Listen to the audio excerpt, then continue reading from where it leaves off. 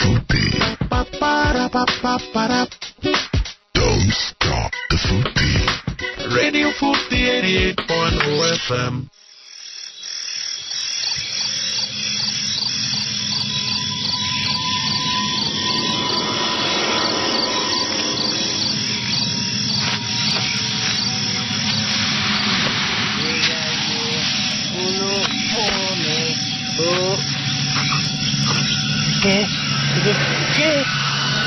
¿Qué, güey?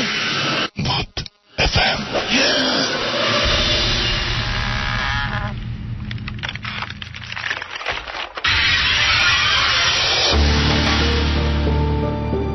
That's right, সপ্তাহ ঘুরে আবারও ফিরে আসলাম আমরা। আর শুরু হয়ে গেছে ভূত এফএম, যখনই ঘড়িতে বেজেছে 11:59। আর এই মুহূর্তে আপনারা আমাদের সাথে আছেন আর আমরাও আছি আপনাদের সাথে। শুরু হয়েছে ভাষা আন্দোলনের মাস, অমর 21 মাস ফেব্রুয়ারি, এবং ফেব্রুয়ারিতে সেই ভাষা শহীদদের প্রতি জানাই শ্রদ্ধা এবং আন্তর্জাতিক মাতৃভাষা দিবস এখন 21 ফেব্রুয়ারি। এটা আমাদের গর্বের দিন। এই গর্বের মাসে আপনাদের সবাইকে জানাচ্ছি শুভেচ্ছা। এদিকে আমাদের ভূত এফএম বরাবরের মতো এবার অসংখ্য SMS আপনাদের কাছ থেকে পেয়েছি আপনাদের অসংখ্য ইমেল, এবং এইভাবেই আপনারা আমাদের সঙ্গে আছেন এবং উৎসাহ দিয়ে আছেন বলেই আমরা সপ্তাহ ঘুরে আপনাদের কাছে বারবার ফিরে আসি। আর এই মুহূর্তে আমি দেখতে পাচ্ছি সজীব আমাকে SMS করেছেন বরিশাল থেকে, এবং তিনি তারাসপুরের ঘটনা জানতে চেয়েছেন। বেসিক্যালি তারাসপুরের ঘটনাটা আমরাও জানতে চাই, কিন্তু আসলে দেখা যায় যে ফলো আপটা কেউ করেন না। তো যে সমস্ত জায়গার ঘটনাগুলো আমরা এর মধ্যে আলোচনা করে ফেলেছি, সেই সমস্ত জায়গার ঘটনাগুলো যদি আপনারা আমাদের সাথে আবার নতুন ভাবে শেয়ার করতে চান বা কোনো ধরনের ইনফরমেশন যদি আপনাদের কাছে থাকে এবং আমাদেরকে জানাতে চান, তাহলে অবশ্যই জানাতে পারেন। আমাদের একটা অ্যাড্রেস আছে bhutfm@radiofurti.fm, which is BHOOT ভূত fm@radiofurti.fm। এখানে আপনারা ইমেল করতে পারেন। ইমেল করার সময় অবশ্যই একটা জিনিস খেয়াল রাখতে হবে যে নাম, ঠিকানা এবং ফোন নাম্বার, এই তিনটা অবশ্যই উল্লেখ করতে হবে, এবং উল্লেখ করতে হবে আপনি স্টুডিওতে আসতে পারবেন কি না।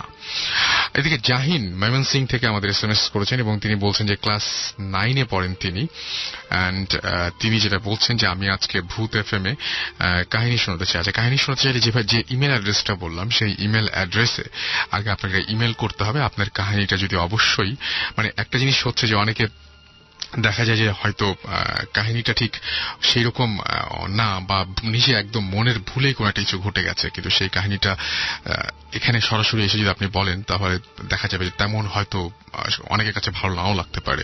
সো আপনি আগে ইমেল করেন, আমরা কথা বলে নিই আপনার সাথে। আর সাজিয়া SMS করেছেন আমাদের রাজশাহী থেকে, এবং তিনি লিখেছেন যে SSC এক্সাম এবং তিনি ভূত এফএম শুনতে পারছেন না। So sad.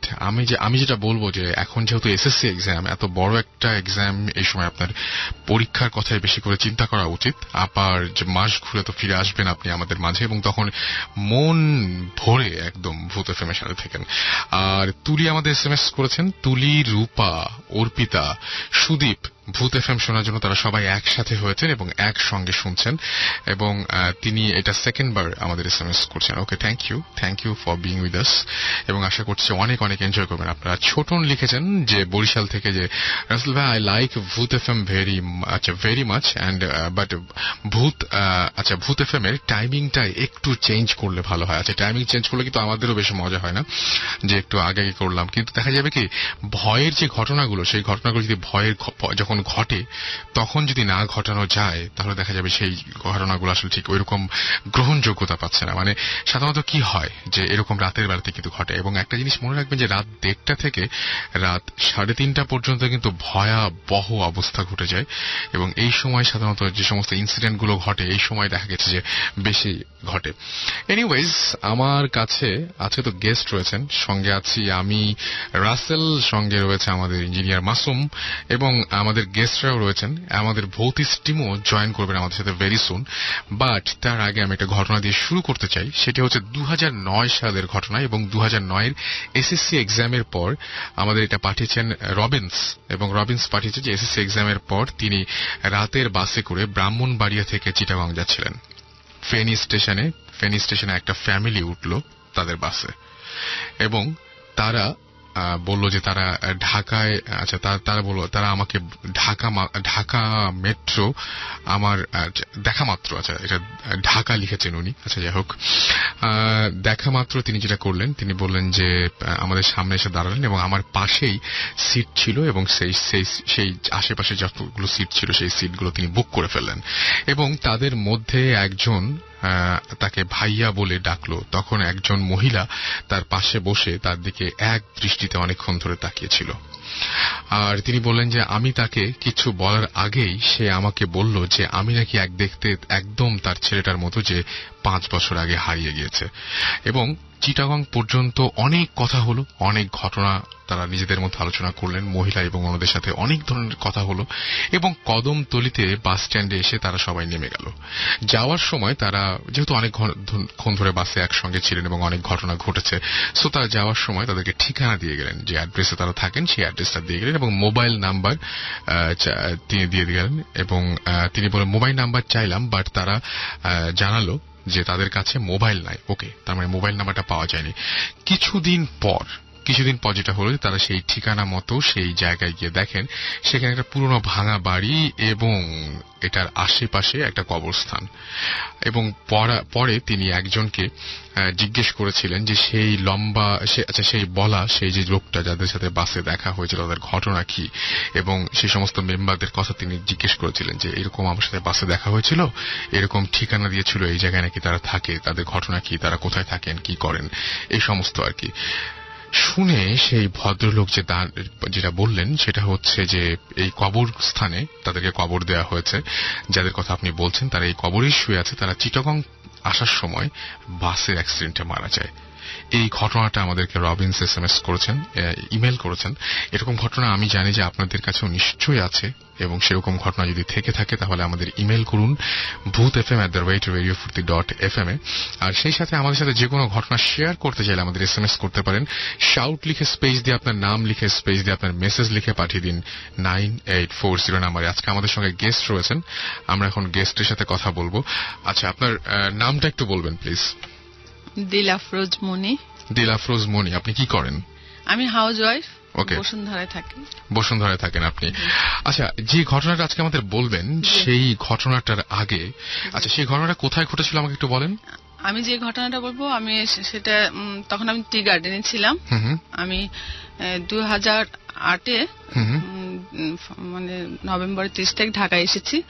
তার আগে 1989 সন থেকে 2008 সনের নভেম্বর 30 তারিখ পর্যন্ত আমি চা বাগানে ছিলাম। আমার হাজব্যান্ড মেডিকেল অফিসার, চা বাগানে সিনিয়র মেডিকেল অফিসার ছিলেন।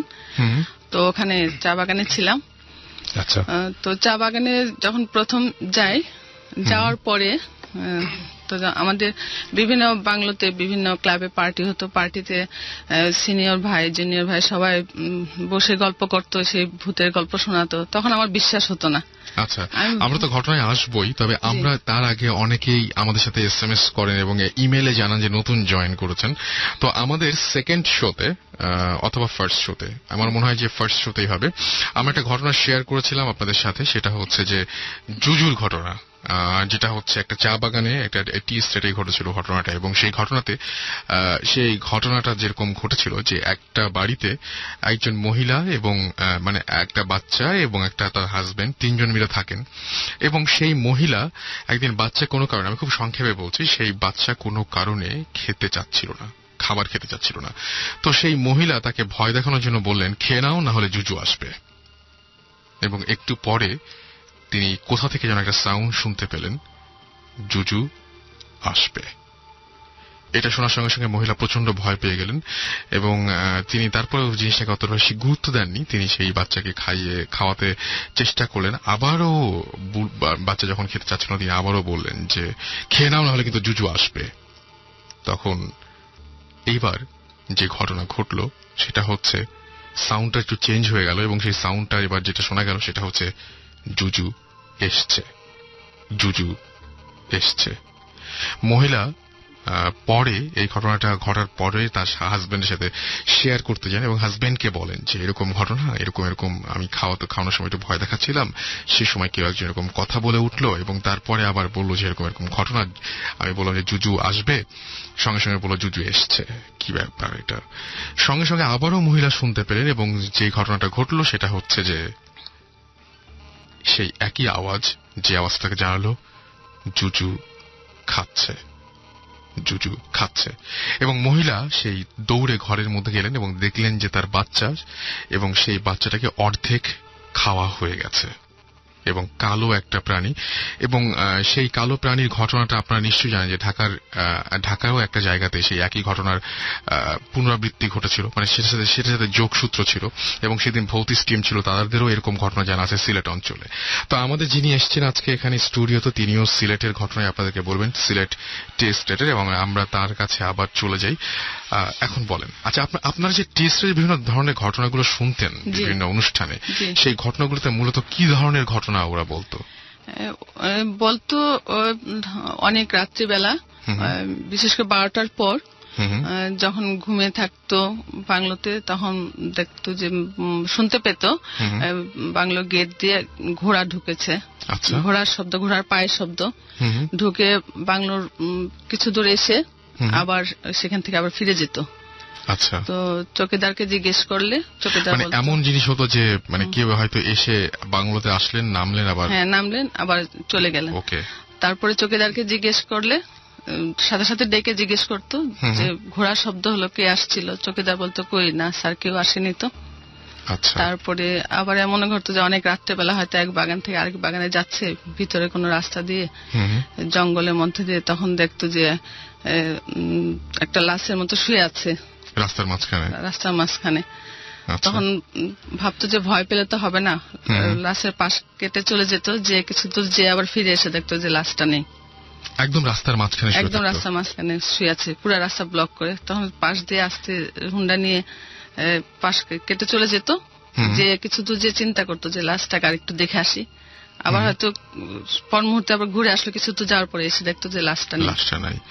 এটা কি মানে একজনের সাথেই ঘটেছে না অনেকের সাথে? না, অনেকের সাথে, বিভিন্ন জনের সাথে এই ঘটনাগুলো ঘটেছে গল্প। তারপরে আবার এমনও শোনা গেছে যে ওখানে যে ছড়া পাহাড়ের পানি নামে, যে ওটাকে ছড়া বলে ওরা, যে রাত্রেবেলা ওই ছড়া পার হচ্ছে, দেখে যে সাথে একটা মহিলা পার হচ্ছে, সিঁদুর পরা, লাল পাড়, সাদা শাড়ি পরা, সেও পার হচ্ছে।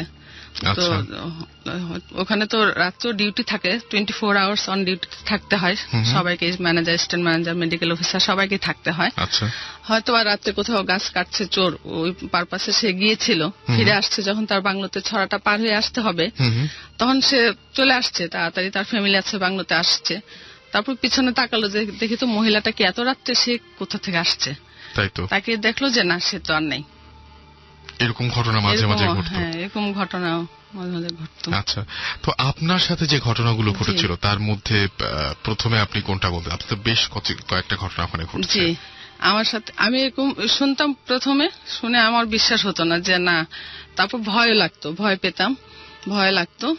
তারপরে আমার সাথে যে ঘটনাটা ঘটেছে সেটা হলো 1996 সনে সেপ্টেম্বর মাস, তখন আমি কনসিভ করেছি 4 মান্থ। তো রাত্রেবেলা আমি যাব, ওয়াশরুমে যাব, তখন রাত্র প্রায় 2টা হবে। আমার এক ছেলে, তখন এক ছেলে আমার রেসিডেন্সিয়াল মডেল কলেজে পড়ে, ক্লাস 7-এ। তো ওর হাফ ইয়ারলি পরীক্ষার পরে ও এসেছে বাংলোতে। এসেছে তো আমাদের বাংলো তো বিশাল বাংলো, সব কটা বাংলোই বিশাল, ম্যানেজার, অ্যাসিস্ট্যান্ট ম্যানেজার। আমার বাংলো ছিল মেডিকেল অফিসারের বাংলো, বিশাল বাংলো, আমাদের রুমগুলিও বিশাল বিশাল। ওখানে শুলে চোখ তাকালে, রাত্রেবেলা চোখ খুললে ভয় লাগতো দেখে, বিশাল দূরে দূরে জানালা, পায়ের কাছে অনেক জায়গা খালি, এরকম খুব ভয়ই লাগতো, এমনি তো ভয় লাগতো। তো ওর জন্য আমার ছেলে এসে আলাদা রুমে ওর শুতে চেত না, আমাদের সাথেই থাকতো। তো আমরা ওকে আলাদা রুমে রাখার ব্যাপারে, যে কিছুদিনের জন্য আসে, আমাদের সাথেই থাকবে। তো রাত্রে 2টা হবে, তখন 2টা আমি যাবো, ওয়াশরুমে যাব। তো উঠে আমি চলে যাচ্ছি ওয়াশরুমে, আমার বেডরুম, তারপর ড্রেসিং রুম, তারপর আমার ওয়াশরুম। যাচ্ছি, খাট থেকে নেমে 100 গজ দূরে হবে, কয়েক সেকেন্ডের ব্যাপার আমি দেখছি যে বাথরুমের দিক থেকে একটা ছায়া মতো আসছে। তো আমি যখন উঠি তখন তো খেয়াল করি না, আমার ডান পাশে আমার হাজবেন্ড, বাম পাশে আমার ছেলেটা আছে, খেয়াল করি না যে ওরা কেউ গিয়েছে। আমি ভাবলাম হয়তো ওরা কেউ ওয়াশরুমে গিয়েছে, ওখানে তো লাইট জ্বলছিল, অন্ধকার আসছে, আমাকে হয়তো দেখছেন, আমার দিকে আসছে। তো আসলে আমি ভাবলাম যে পাশ কেটে চলে যাবে। যখন দেখলাম যে আমার খুব কাছাকাছি চলে আসছে, তখন আমি বললাম এই যাও বলে ধাক্কা দিলাম, ভাবলাম যে আমার সাথে তো ধাক্কা খাবে, এখন ও হয়তো দেখছে না। ধাক্কা দিলাম কিন্তু শরীরে কিছু লাগলো না, ট্রান্সপারেন্ট শরীরে কিছু লাগলো না। ওই মুহূর্তে আমি কিছু চিন্তা করিনি, আমার ভয়ও লাগেনি, কেন জানি। আমি চলে গেলাম ওয়াশরুমে, যে এসে যখন বিছানায় উঠলাম দেখলাম যে আমার হাজবেন্ড, আমার ছেলে ওরা অঘরে ঘুমাচ্ছে।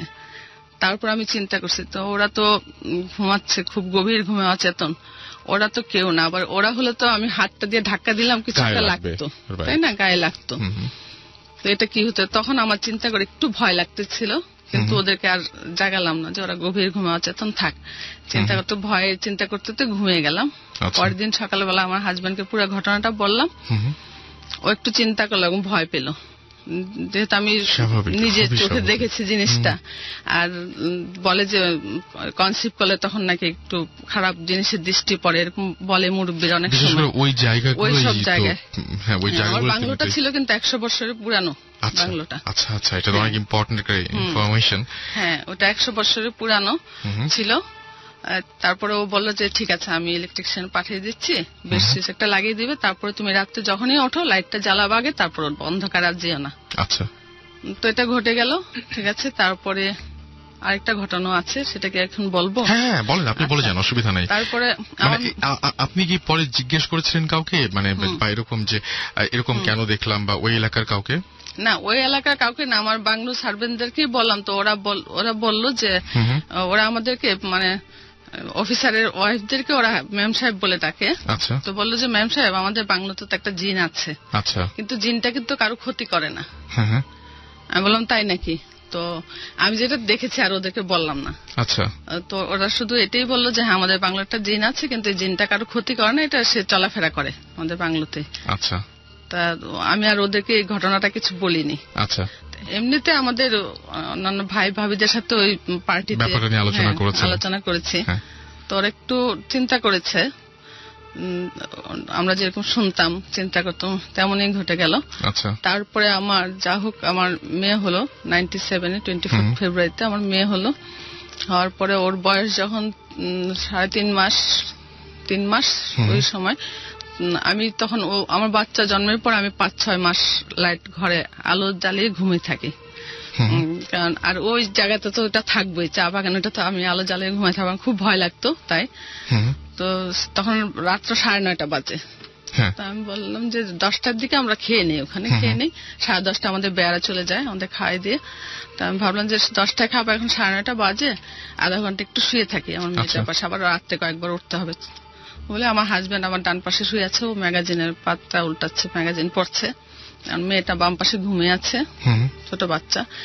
আমি ওর দিকে কাছে মাত্র চোখ বন্ধ করেছি, তখনই ঠিক আমার খাটের রেলিং এর উপর দিয়ে, খাটটা রেলিংটা ছিল খুব ছোট, আধা হাত উঁচা হবে রেলিংটা, উপর দিয়ে একটা লোমশ মুখ, একটা চেহারা। আমি কিন্তু চোখ বন্ধ করেছি, গভীর ঘুমে নাই, মাত্র চোখটা বন্ধ করেছি, কথা বলছি, চোখ বন্ধ করলাম। এখন তো আমি ঘুমিয়ে যাই না, গভীর ঘুম অচেতন না, আমি মানে বলতে গেলে আমি সজাগ। তখন দেখি যে একটা লোমশ মুখ আমার দিকে, মানে শিম্পাঞ্জির মতনই চেহারাটা, কিন্তু একটু লম্বাটে, মানে চোখ, কপালটা ছোট, কপালটা নিচে, জাস্ট নিচে, চোখ দুটা খুব গর্তের মধ্যে, সে চোখটা দিয়ে এক দৃষ্টিতে আমার দিকে তাকিয়ে আছে। তখনই আমার সারা শরীর অবশ হয়ে গেল। আমার কোনো নড়াচড়ার কোনো শক্তি নাই, আমি কিছু বলতে পারছি না, চোখের পাতাটা পর্যন্ত আমি খুলতে পারছি না। এক্স্যাক্টলি, আমি যে জুজুর কথা বলছিলাম সেটাও এরকম ধরনেরই একটা ব্যাপার ছিল। মানে সেরকমই একটা ঘটনা, তখন এরকম ধরনের একটা ঘটনা ঘটেছিল আর কি। তো আপনি যে বর্ণনাটা দিচ্ছিলেন, যে প্রাণীটার বর্ণনা, সেই প্রাণীটার বর্ণনাও আসলে মোটামুটি মিলে যায় এরকম ভাবে। তো আমি তো এমন ঠিক এরকম কোন কাহিনী আমি তখনও শুনি, কিন্তু আমার মধ্যে ভয় লাগছে যে আমি কেন চোখের পাতা খুলতে পারছি না, আমি কেন হাত পা নাড়তে পারছি না, আমার কেন সবকিছু অবশ হয়ে গেল। কিন্তু আমি তো সজাগ, ও তো আমার হাজবেন্ড ম্যাগাজিনের পাতা উল্টাচ্ছে, আমি তো টের পাচ্ছি। মনে মনে আমি তখন কলমা তৈবা পড়ছি, লা ইলাহা ইল্লাল্লাহ মুহাম্মাদুর রাসূলুল্লাহ, বারবার পড়ছি। এটা আমি বুঝতে পারছি যে আমি বারবার পড়ছি, 10 বার 12 বার পড়া হলো। তখন আমার কানের কাছে একটা পি করে একটা শব্দ হলো, হয়ে ওটা ছেড়ে দিয়ে আবার একদম সেকেন্ডের মধ্যে, উইদিন 1 সেকেন্ডের মধ্যে আবার সে পায়ের কাছে ওই মানে একটা শিরশির একটা ভাব আর কি, অবশ করার মতো আবার চলে গেল। গিয়ে ওখান থেকে অবশ করলো, মানে আমি সারা শরীর অবশ তখন। আবার আমি চোখের পাতা খুলতে পারছি না, সারা গা অবশ। তখন আমি ভাবলাম যে কানের কাছে পি শব্দটা করে যখন ছেড়ে দেয় 1 সেকেন্ডের জন্য, 1 সেকেন্ডের মধ্যে আমাকে নড়ে উঠতে হবে। তখন সে আবার এসে দ্বিতীয়বার কানের কাছে যখন পি শব্দটা করলো, তারপর আমি সাথে সাথে আমি চিৎ হয়ে গেলাম। চিৎ হয়ে যে আমার হাজবেন্ডকে বললাম যে, তখন আমি আমার মাথার দিকেও তাকালাম, দেখলাম যে লোমশ চেহারাটা তো নাই, কিন্তু এখানেই তো ছিল সেই চেহারাটা। আমার হাজবেন্ডকে বললাম যে জানো এখন তো আমার সাথে কি হলো, একটা লোমশ চেহারা, এই চোখ দুটা কোটরের মধ্যে আমার দিকে এরকম করে তাকিয়ে আছে, আর আমার সারা গা অবশ্যই গেলে চোখের পাতাটা পর্যন্ত আমি খুলতে পারছি না। তুমি যে ম্যাগাজিনের পাতা উল্টাচ্ছ আমি তো টের পাচ্ছি। তখন এই মাত্র আমি শুনলাম, আমি তো গভীর ঘুমাই নাই, কিন্তু এমন হলো কেন বলো তো, আমার তো খুব ভয় লাগছে। ও বললো যে হ্যাঁ সত্যি এটা তো ভয়ের ব্যাপার। জানো আমি কলমা তো এবার পড়েছি বারবার, প্রায় 10 বার। আমার মনে হয় এর জন্য এটা চলে গেল। ও বলে যে হতে পারে, কিন্তু তুমি কখনো মেয়েকে একা ঘরে, লাইট জ্বালানো থাকলো কখনো একা ঘরে রাখবা না। কিন্তু আমি বলছি যে হ্যাঁ ঠিক আছে একা ঘরে রাখবো না। তারপর থেকে আমি ওকে তো কখনো একা ঘরে রাখিই নেই, লাইট জ্বালানো অবস্থায় কাউকে না কাউকে রাখতাম, আমিই থাকতাম ম্যাক্সিমাম টাইম, ওর সাথে আমিই থাকতাম। বুঝতে পেরেছি। এটাই আর কি। না আমার কাছে জিনিসটা খুব ইন্টারেস্টিং লেগেছে এই কারণে যে আমরা এই ঘটনা এর আগেও এরকম কাছাকাছি কিছু ঘটনা পেয়েছিলাম, এবং সেই ঘটনা শুনে আমরা নিজেরাও খুব অবাক হচ্ছে এই জন্যই যে কি অদ্ভুত ব্যাপার যে এরকমও ঘটে। আর আরেকটা জিনিস সেটা হচ্ছে আপনাদের ওখানে পরিচিত মানুষ আপনারা দেখতে পেতেন, মানে একদম হয়তো একেবারেই পরিচিত কোনো মানুষ। হ্যাঁ, যেমন যে আমার বাংলোর যে সুইপার ছিল মেয়েটা, একটা ছেলে সুইপার ছিল, সে কিছুদিন অ্যাবসেন্ট থাকাতে আর আসেনি, কিন্তু ওখানে হয়েছে কি যে সুইপারের কাজটা কেউ করবে না, ওরা করলে ওদের এটা অসুবিধা হবে, তাই আমাকে সুইপার খুঁজে নিতে হলো। তখন গ্রামের একটা মেয়ে আসলো আমার কাছে, মেয়েটা একটা ম্যারিড, সে তার একটা বাচ্চা আছে 3-4 বছরের, তার হাজবেন্ড ডিটাচ তার কাছ থেকে। তখন আমি বললাম যে তুমি যদি আমার এখানে কাজ করো, আমার তো 3 বেলা করতে হবে আমার এখানে কাজ, তো তুমি তো গ্রাম থেকে এসে করতে পারবে না, তোমাকে আমার বাংলোতে থাকতে হবে। বলে যে ঠিক আছে আমি থাকবো। তো বললাম আমাদের কিচেনে ওকে থাকার ব্যবস্থা করলাম। আমাদের কিচেনটা ছিল বাইরের দিকে। আচ্ছা, সবসময় বাংলোর সিস্টেম এটা, কিচেনটা বাইরে থাকে, বাংলোর থেকে বাইরে। তো মানে বাংলোর মধ্যেই আমাদের রুমের সাথে অ্যাটাচ না, এটা বাইরে থাকে। আচ্ছা, তো ওকে বললাম যে ঠিক আছে তুমি কিচেনেই থাকো।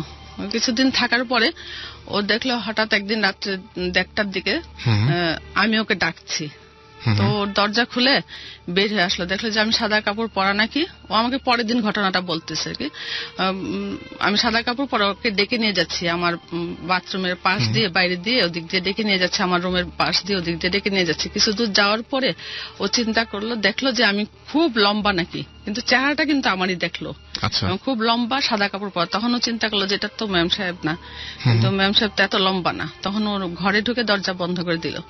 পরের দিন সকালবেলা ও আমাকে জিজ্ঞেস করছে যে ম্যাম সাহেব আপনি কি রাত্রে 1টা হবে, তখন 1টা 2টা আপনি কি আমাকে তখন ডেকেছিলেন? না তো, আমি তখন তোমার ডাকবো কেন, আমি তো তখন গভীর ঘুম। বলছে আপনার মতন চেহারা কিন্তু অনেক লম্বা, সাদা কাপড় পরে এসে আমি ডেকে আমাকে নিয়ে যাচ্ছিল আপনার রুমের ওদিকে, আমি তো যাইনি। আমি খুব ভালো করেছো যাও নাই। এরকম ঘটনা মাঝে মাঝে আপনাদের ওইখানে ঘটতো, এবং আপনি বলেছেন যে আপনার কিছু অ্যাক্সিডেন্টও হয়েছিল এই সমস্ত কারণে, ওইখানকার কিছু কিছু কারণে। যাই হোক, তো এখন কি কোনো সমস্যা হচ্ছে ঢাকায় আসার পরে? হ্যাঁ, ঢাকায় আসার পর একদিন একটা ঘটনা ঘটে গেছে আমার। দুপুর 12টা আমার মেয়ে এখানে এসে, আমি ওকে আমার বসুন্ধরা ব্রাঞ্চে ভিকারুননিসা স্কুলে এডমিশন নিয়েছে, ক্লাস 7-এ পড়ে, এখনো ক্লাস 9-এ পড়ে। ধরনের ক্লাস 9, এটা 2011, 2010, 2009 ঘটনা। খুব গরম, মেবি তখন জুন মাস হবে। তো আমি 12টা বাজে, ওর 12:10 ছুটি হয়। তো 12টা বাজে আমি ওর রুমে যে 1 গ্লাস শরবত, একটু নাস্তা, 1 গ্লাস পানি রাখলাম, রেখে এসিটা ছেড়ে দিলাম, ফ্যানটা ছেড়ে দিলাম, যে ও আসবে গরমের মধ্যে, রুমটা একটু ঠান্ডা হোক। হয়ে ওর দরজাটা টান দিব, তখন আমাকে বাইরে থেকে ডাকছে মামুনি, ঠিক ওর কণ্ঠ। আমি এক ডাকেতেই শব্দ করলাম, সাড়া দিলাম। আমি বললাম কি? বলে আসো আসো আসো। আমি ভাবলাম যে ও কোনো ব্যথা পেলো নাকি, ওর ব্যাগটা, স্কুল ব্যাগটা তো খুব ভারী, ও হয়তো কোনো অসুবিধা হচ্ছে। আমি আর মানে মিরর ভিউ দিয়ে না দেখে দরজাটা খুলে ফেললাম। খুলে দেখে কেউ নেই। আমি দৌড়ে সিঁড়ি পর্যন্ত গেলাম, যে বললাম কোথায় ক্রান্তি, তুমি কোথায়? আমার মেয়ের নাম ক্রান্তি। ক্রান্তি তুমি কোথায়? দেখি কেউ নেই, ভাবলাম হয়তো রাস্তা থেকে ডাকছে। আমার বাসাটা রোড সাইডে, তো তাতে দরজা বন্ধ করে ফ্যামিলি স্পেসের দরজাটা খুলে বারান্দায় আসলাম। এসে বারান্দা দিয়ে আমি খুঁজছি, ক্রান্তি তুমি কোথায়, দেখি কেউ নেই। তখন এসে আমি ঘড়ি দেখি যে তখন 12টা বাজে। আমি তো আস্তে আস্তে 12:10 কি 15 হয়, এখন তো 12টা বাজে, এখন আসার কথা নাই, এখন তো আসার কথা না। কিন্তু আমাকে ডাকলো যে মামুনি বলে ডাকলো স্পষ্ট, শুধু একটা কথাই না, আবার পর মুহূর্তে বললো যে আসো আসো আসো, খুব কষ্ট পেয়ে ডাকছে, আসো আসো এরকম করে ডাকছে। যেটা আমি কি শুনলাম শুনে বাসায় তখন আমি একা, একটু ভয় ভয় লাগতেছিল। তখন আমাকে অনেকে বলেছে যে তুমি ভয় পেলে সূরা ফালাক আর সূরা নাস পড়বা, আল্লাহ হাওলা ওয়ালা কুওয়াতা ইল্লা বিল্লাহিল আলিয়্যিল আযীম পড়বা। তখন আমি একা একা কিচেনে এগুলি পড়তেছিলাম। এটা ঘটে গেল আরেকদিন রোজার মধ্যে। আমার মেয়ে রোজা থাকে, 4:30টার দিকে ওর পাপা তখন ইউনিভার্সিটিতে, ওর পাপা এখন Ahsanullah university of science and technology medical officer, ও আসেনি। আর আমার মেয়ে শুয়ে আছে ঘরে, কিন্তু আমি কিচেনে করছি, ইফতার তৈরি করছি, হঠাৎ দেখে একটা ছায়া মতো গেল আমার কিচেনের পাশ দিয়ে। একটা ছায়া, আমি জাস্ট এইভাবে কাজ করছি, চোখের পাশ দিয়ে দেখা যায় না কেউ হেঁটে গেলে, একটা ছায়া গেল। আমি ভাবলাম ক্রান্তি, আমি বলছি ক্রান্তি তুমি ওদিকে কোথায় যাচ্ছ বলে আমি দৌড়ে গেলাম পিছিয়ে পিছিয়ে, যে ওখানে আমার 3rd রুম আছে, ড্রয়িং রুম আছে, ডাইনিং রুম আছে, ওগুলিতে খুঁজছি, কেউ নেই। আমি ক্রান্তিকে আমার সাথে লুকোচুরি খেলছে, দেখি তো ওর ঘরে দেখি ওর ঘরে যে গভীর ঘুমে অচেতন। তাহলে ছায়াটা কি গেল? তো আমি আবার সেই সূরা ফালাক নাস আল্লাহ আল্লাহ পড়তে থাকলাম। সুতরাং ওইখানে যে ঘটনা ঘটেছিল তারপর থেকে অনেক ঘটনা আপনার সাথে ঘটে। ওকে, থ্যাংক ইউ। তারপর আমাদের সাথে এই জিনিসগুলো, ঘটনাগুলো শেয়ার করার জন্য। আমরা একটা ব্রেকে যাব এবং ব্রেকের পরে একটা সারপ্রাইজ নিয়ে ফিরে আসবো, সেই বিষয়ে আপনাদেরকে একদম নিশ্চিন্ত করতে পারি। And stay tuned two radio ফুর্তি। আর আমাদের SMS পাঠানোর নিয়মটি হচ্ছে শাউট লিখে স্পেস দিয়ে আপনার নাম লিখে স্পেস দিয়ে আপনার মেসেজ লিখে পাঠিয়ে দিন 9840 নাম্বারে। সারপ্রাইজ থাকছে ব্রেকের পরে, সো কোথাও যাবেন না, ফিরে আসছে একটু পরে। আপনাদের একটা গান শুনবো। সবাই আনন্দ আর উৎসবে সব সময়।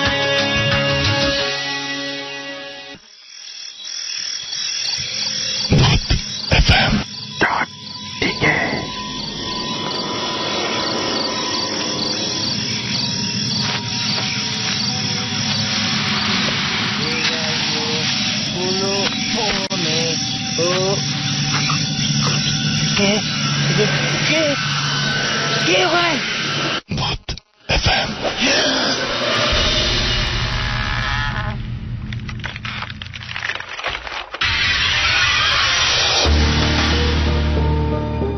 রাইট, শুনছেন ভূত FM আর চলছে রেডিও ফুর্তি। সাথে আছি রাসেল, এবং সেই সাথে আমি বলেছিলাম যে একটা সারপ্রাইজ আছে আপনাদের জন্য। এবং আপনারা SMS করে যে মানুষটির খবর সবসময় চান এবং অনেক অনেক প্রশ্ন থাকে, তিনি আমাদের মাঝে এসেছেন। এবং ভৌতিস্ট টিম তো আছেই, কিন্তু সুমন ভাই ছিলেন না, কারণ একদিন আপনারা জানেন যে বিভিন্ন জায়গায় বিভিন্ন শো ছিল এবং বিভিন্ন জায়গায় বিভিন্ন কাজের ব্যস্ততা, এবং তার মধ্যে পরপর অনেকটা ভৌতিস্টের শুটিংও পড়ে যায় এবং সেই কারণে আসতে পারেননি। সো আমরা বলেছিলাম যে সারপ্রাইজ থাকবে। সুমন ভাই is here. Hello everyone. Okay, Suman ভাই কেমন আছেন?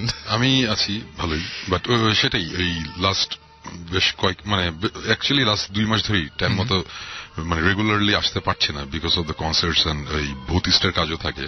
রাইট। ইনফ্যাক্ট আমাদের আনফরচুনেটলি নেক্সট উইকেও আমার একটা কনসার্ট আছে, তারপর উইকে ভৌতিস্টের শুটিং আছে। সো আমরা চেষ্টা করছি কিভাবে ম্যানেজ করা যায় আর কি। আচ্ছা, তো নেক্সট উইকে আমি না থাকলেও সাকিব আর জিবরান হোপফুলি থাকবে। ওকে, সময় শুটিং কেমন হচ্ছে ভৌতিস্টের? খুব বাজে হচ্ছে, একদম বাংলা অ্যাকচুয়ালি না, খুব ভালো হচ্ছে মাশাআল্লাহ। ইটস গোয়িং ভেরি ওয়েল, সবাই জান প্রাণ দিয়ে কাজ করছি। So hopefully will be ready with something great. Okay, so time তো ঠিক আছে বোধহয় এবার মার্চের এন্ডে। ওকে, টাইম ঠিক না থাকলে দেশটি বোধহয় মেরে ফেলবে। Promos are going on air right now. আর আমাকে পারভেজ ভাই এভরি 5 দিনও না, এভরি 3 দিন ফোন দিয়ে কি অবস্থা আপনাদের, ডুবাবেন না তো? আমি না পারভেজ ভাই ধরা যেতে পারে যে আল্লাহর কসম ডেট। হ্যাঁ, একদম গেট লক। ওকে, সো আমরা আশা করছি যে খুব তাড়াতাড়ি আমরা দেখতে পাবো। এবং আপনারা বলছেন যে আমাদেরকে যে ধরনের SMS পাঠানো হয়, যে শুনতেই ভাইয়াদের কাছে শুনতে এত ভালো লাগে, যখন দেখবো তখন আরো ভালো লাগবে। সো আমার যেটা মনে হয় যে না, দেখতে অবশ্যই ভালো, বিকজ আমরা এখন যেটা হচ্ছে যে ফুটেজ গুলো যখন আমরা ডাম্প করি ক্যাসেট থেকে যখন হার্ড ডিস্কে নেই, ওটা তো একজন বসে বসে রাতে বেলা করে, তখন আমরা কেউ থাকি না, because it just information dump হচ্ছে। তো যতবারই এটা হয়েছে ততবারই যে লোকটা ওখানে বসে ডাম্প করেছে ওই রাফ ফুটেজ দেখে নিয়ে সে রাতে ঘুমাতে পারেনি। আমার মনে হয় যে ভালোই হচ্ছে, এবং সেই সাথে আমার খালি মনে হচ্ছে যে এই যে শো, সুমন ভাইয়ের গান শুনতে সবসময় ভালো লাগে, এবং আমরা সবসময় প্রচুর বাজে এখানে গানগুলো, মানে গান বাজে না, এখানে প্লে করি, বাজানো হয়, এবং সেই জন্য যেটা হয় যে সেটা হচ্ছে যে চাই আমরা সবসময় শুনতে ভালো লাগে, কিন্তু আমার না মানে মনে মাঝে মাঝে মনে হয় যাচ্ছে সিজনটা শেষ হবে কবে, যে এখন কনসার্টের সিজন যাচ্ছে, যে শীতটা বিশেষ করে কবে শেষ হবে। না হোপফুলি এটা তো শেষ কনসার্টের সিজন, ইনফ্যাক্ট ওয়ার্ল্ড কাপ যখন চলে আসবে তখন তো একটা লম্বা সময়। হ্যাঁ, বাট দেন এগেন আমাদের ভতিষ্ঠের কাজ থাকবে, তখন মনে হয় একদম ধুমায় কাজ করার ইচ্ছা আছে। ভতিস যখন অন এয়ার হওয়া শুরু করবে হোপফুলি, ওই সময় অ্যাকচুয়ালি আমাদের কাজ নাই, ওই সময় আমরা রেগুলার, আর ইনফ্যাক্ট ওই সময় আমরা চেষ্টা করবো প্রত্যেকটা ভতিস এপিসোডের পরের যেই ভূত এফএমটা হবে সেটাতে ওইটা সম্বন্ধে কোনো কোশ্চেন টোশ্চেন থাকলে ওগুলো আনসার সেগুলো আমরা ডিসকাস করব একদম। এবং ওইটা কি বারে হতে পারে এরকম কোন সময় এখনো বার ফিক্স করা হয়নি। ওকে, কিন্তু সময়টা রাতের দিকে। ও ফাইন, ওকে। সো আমার যেটা মনে হয় যে আমরা আবারও ঘটনায় চলে যাই। সুমন ভাই, আমরা তাহলে ঘটনা শুনি কিছু না? শিওর। ওকে, আচ্ছা, আপনার আরো কিছু ঘটনা ছিল, সেই ঘটনাগুলো যেটা আপনি ঢাকায় ফিরে আসার পরে আপনি পরে জানতে পেরেছিলেন, কিছু জিনিস আমরা তখন জানতে পারি নাই। তো ওইখানে থাকার ফলে আপনার কি নিজের কোনো ক্ষতি হয়েছিল বলে আপনি মনে করেন? কোনো সময় কোনো ক্ষতি হয়েছে? না, ক্ষতি তেমন হতে পারেনি। আমি যে ঘটনাটা আমার ঘটে গেল ওই প্রেগনেন্ট অবস্থায়, যে ছায়াটাকে ধাক্কা দিলাম, কিছুই লাগলো না। তো তার কিছুদিন পরে, কয়েক মাস পরে আমি ঢাকায় আসলাম, এসে আমার হাজবেন্ডের বড় বোনের বাসায় ফুলার রোড ইউনিভার্সিটি কোয়ার্টার এখানে উঠি। তো ওনার ছেলের বউয়ের সাথে আমি ব্যাপারটা শেয়ার করলাম, মানে ভাগনা বউয়ের সাথে, উর্মি নাম। ওকে আমি ঘটনাটা বললাম, বলাতে উর্মি বলল যে মামি আপনি ধাক্কা দিয়ে খুব ভালো করেছেন। আমি বলছি কেন? বলে যে সেম ঘটনাটাই আমার মামির সাথে ঘটে গেছে, কিন্তু আমার মামি বুঝতে পারেনি, তো ওনার সাথে ছায়াটা এসে ধাক্কা খেলো। খাওয়ার সাথে তার পরের দিন আমার মামির বাচ্চাটা অ্যাবর্শন হয়ে গেল, 4 মাসের বাচ্চাই অ্যাবর্শন হয়ে গেল। আপনি খুব ভালো করেছেন যে ধাক্কা দিয়েছেন। আমি তো সেটা বুঝে ধাক্কা দিই না, আমি ভাবলাম যে আমার সাথে ধাক্কা লাগবে তোমার মামা অথবা অনি, এটা বুঝিয়ে ধাক্কা দিয়েছি। বলছে যে তারপরে খুব ভালো করেছেন, না হয়তো আপনার অনেক বড় ক্ষতি হয়ে যেত। আচ্ছা, চা বাগানে আরো কিছু ঘটনা আছে, আপনার সঙ্গে আপনার ছেলে আছেন, আমরা তার সাথে একটু কথা বলি। এন্ড আপনার নামটা একটু বলবেন? জি, আমার নাম সিরাজুম মুনির। ওকে, আমি টেক্সটাইল ইঞ্জিনিয়ার বাই প্রফেশন, এখন একটা প্রাইভেট ইউনিভার্সিটিতে আমি লেকচার হিসেবে আছি। আচ্ছা, তো ওইখানকার অনেক ঘটনা আপনারা সবাই জানেন, ইনফ্যাক্ট অনেক ঘটনা ওখানে ঘটেছে, এবং আপনি একটা ভয়ঙ্কর ঘটনা যেটা আমাকে বলেছেন, সেই ঘটনাটা একটু বলবেন বা এরকম? আচ্ছা, ওখানে যে ঘটনাগুলো আমি বারবারই আপনাদের ইনফ্যাক্ট ভূত এফএম এর আগেও জিজ্ঞেস করছিলাম যে একই ঘটনা অনেকের সাথেই ঘটে, এবং এই ঘটনাগুলো তখনই বোঝা গেছে যে যদি একজন বা দুজনের সাথে ঘটতে তাহলে তো এটা কারো ভুল হতে পারে, কিন্তু অনেকের সাথে ঘটেছে। এবং সবচেয়ে আশ্চর্য লেগেছে, আমি একটু আগে যে ঘটনাগুলো আপনাদের কাছ থেকে শুনলাম, ওই যে জুজুর ঘটনা এবং এই সিলেট অঞ্চলের এই চা বাগানের এই ঘটনাগুলো খুব কাছাকাছি। সো ওইখানে আপনি যে ঘটনাটা ঘটেছিল সেই ঘটনাটা কি ওই একই জায়গাতে, ওই একই চা বাগানে? হ্যাঁ, একই টি গার্ডেনে, ওই ডিওন্ডি টি গার্ডেন সেখানকার নাম, এবং ওই টি গার্ডেনেরই আউট গার্ডেনের রোডে আর কি ঘটনাটা যে ঘটেছিল। আউট গার্ডেন বলতে বোঝা যাচ্ছে ওই টি গার্ডেনের অন্তর্ভুক্তই কিছু চা বাগান থাকে, যাদের অ্যাডমিনিস্ট্রেশন সব ওই টি গার্ডেনই কন্ট্রোল করে, কিন্তু সেগুলা ব্রাঞ্চ, সাব ব্রাঞ্চ আর কি। আচ্ছা, তো সেরকম একটা টি গার্ডেন ছিল রঘুনন্দন নাম করে, সেখানে যাওয়ার পথে 2টা কালভার্ট আসতো। আচ্ছা, তো একটা কালভার্টের সামনে আসলে আমরা সবাই সতর্ক, আমরা গাড়ি দিয়ে যখন যেতাম আমরা গ্লাসগুলো তুলে দিতাম। তো যখনই কোনো গেস্ট আসতেন তারা জিজ্ঞেস করতেন যে কেন গ্লাসগুলো তুলছো কেন? তো আমরা বলতাম যে মূলত আমরা সবাই এটা জানি যে পৃথিবীর মধ্যে যদি কিছু, মানে সবাই বলে আর কি, যে শ্মশানের সামনে দিয়ে গেলে ক্ষতি করতে পারে কেউ। আমরা সেখানে সাবধান থাকতাম, এবং ওখানে ওই কালভার্টের নিচেই, ওখানে তো আসলে হিন্দু এলাকা, সব যারা ছিলেন আদিবাসী এবং ম্যাক্সিমামই ওখানে হিন্দু সম্প্রদায়ের লোক। আচ্ছা, তো ওনাদের শ্মশানের সামনে দিয়ে যাওয়ার সময় আমরা গ্লাসগুলো তুলে দিতাম। আচ্ছা, তো সেখানকারই একটা ঘটনা মূলত, যে ওই ফার্স্ট কালভার্টটার উপরে, সেটা অনেক আগেকার ঘটনা, আমার এক আঙ্কেল উনি আমাকে এই ঘটনাটা শেয়ার করেন। তো উনি একদিন রাতের বেলা মেবি গাছ চুরি যাওয়ার কারণে উনি রাতের বেলা উনি গাড়ি নিয়ে বের হন, এবং তখনকার আগেকার দিনে গাড়িগুলো বেশ পুরনো ছিল এবং সামনের দিকে গিয়ে হ্যান্ডেল ঘুরিয়ে স্টার্ট দিতে হতো, এরকম কিছু গাড়ি ছিল। আচ্ছা। তো যখন উনি কালভার্টের উপর উঠতে নেন, কালভার্টটি একটু উঁচু, তো সেখানে উঠতে গিয়ে উঠতে উনার কালভার্টের উপরে উঠতে ওনার গাড়িটা বন্ধ হয়ে যায়।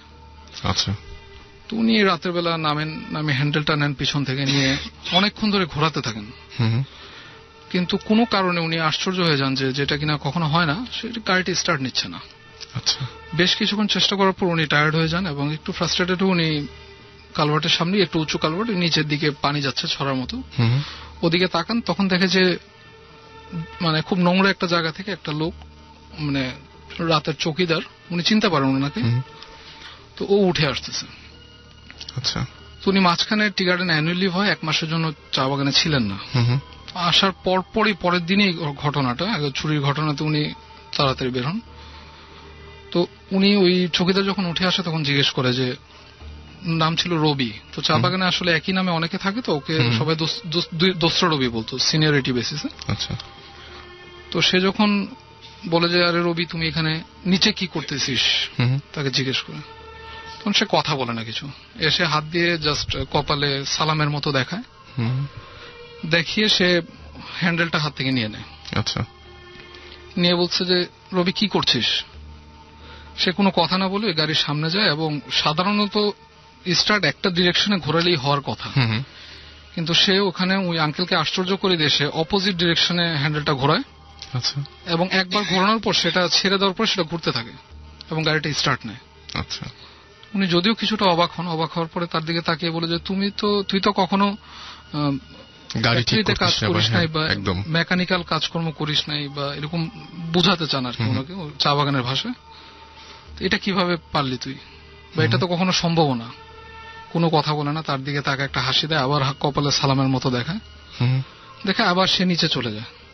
তখন বলছে, নিচে কোথায় যাচ্ছিস, ওখানে তো থাকার কথা না। কোনো উত্তর দেয় না। সে নিচে যাওয়ার পরে কিছুক্ষণ পরে উনি সামনে গিয়ে দেখতে যান, দেখলেন যে কোনো কারণে তাকে দেখতে পান না। যাই হোক, উনি গাড়ি নিয়ে তখন ওই এরিয়াটা ভিজিট করে উনি চলে আসেন। তো বাই দিস টাইম আসলে উনি সবাইকে বলে যান যে আমি দিন half an hour coming back, কিন্তু যে কোনো কারণেই ওনার বেশ ডিলে হয় এই ঘটনাটার কারণে, এবং প্রায় 1.5 ঘন্টা পরে উনি আসেন।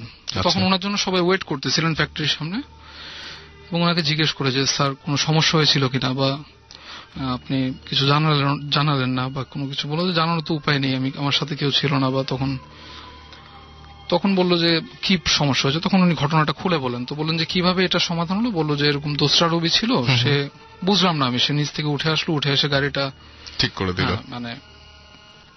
মানে আশ্চর্য খুব অদ্ভুত একটা ভঙ্গিতে ঠিক করলো, যেটা হওয়ার কথা না। বললো যে স্যার এটা তো হওয়ার কথাই না। আর তখন অনেকেই তার দিকে অবাক দৃষ্টিতে তাকিয়েছিলেন। বললো যে স্যার আপনি একটু মনে করে দেখেন যে দোসরা রবি নাকি অন্য কেউ। তখন উনি বললেন যে না, আমি এটা কনফার্ম, আমি এটা নিশ্চিত যে দোসরা রবি, এবং তার চেহারা ভুলার মতো না, সে খুব সিনসিয়ার একজন চৌকিদার যে কিনা ওখানে ডিউটি করতেন। তখন সবাই একটু হাসলো এবং কেউ কেউ নার্ভাস হয়ে গেল। তখন ওনাকে উনি জিজ্ঞেস করলেন যে আপনাদের এরকম বিচলিত দেখাচ্ছে কেন?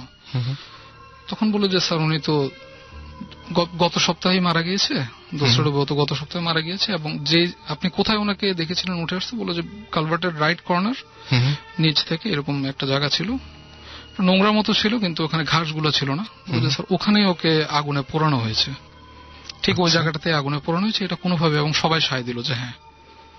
তখন আসলে মানে ব্যাপারটা সবাই রিয়েলাইজ করতে পারলো যে কেন এই ঘটনাটা অতি প্রাকৃতিক। দিনের বেলায় না, দিনের বেলা না, এটা রাতের বেলা। গাছ চুরিগুলো সাধারণত রাতে হতো, গ্রামের মানুষরা এসে গাছ কেটে নিয়ে যেত। ঘটনাটা রাতে 12টার পরে, 1টা-2টার দিককার কোন একটা সময় এই ঘটনাটা ঘটেছিল। তো এরকম ঘটনা পরে ওই যে দোসরা রবি কথা বললেন, আর পরে কখনো কেউ কোনোদিন দেখেছিল এরকম ঘটনা কি আছে? চা বাগানে তো মানে এরকম প্রচুর থাকে, এরকম ঘটনা কি ঘটেছিল পরে অন্য কারোর সাথে বা আর কিছু? অন্য কারোর সাথে বলতে মানে এরকমই দেখেছিল, যেটা কিনা টি গার্ডেনের অন্য একটা ছেলে, তার ঘটনাটা ছিল এরকম, সে খুব গভীর রাতে যখন কাজ করে ব্যাক করতেছিল, তখন তার মনে হলো যে পিছনে মানে কেউ একজন হেঁটে আসছে।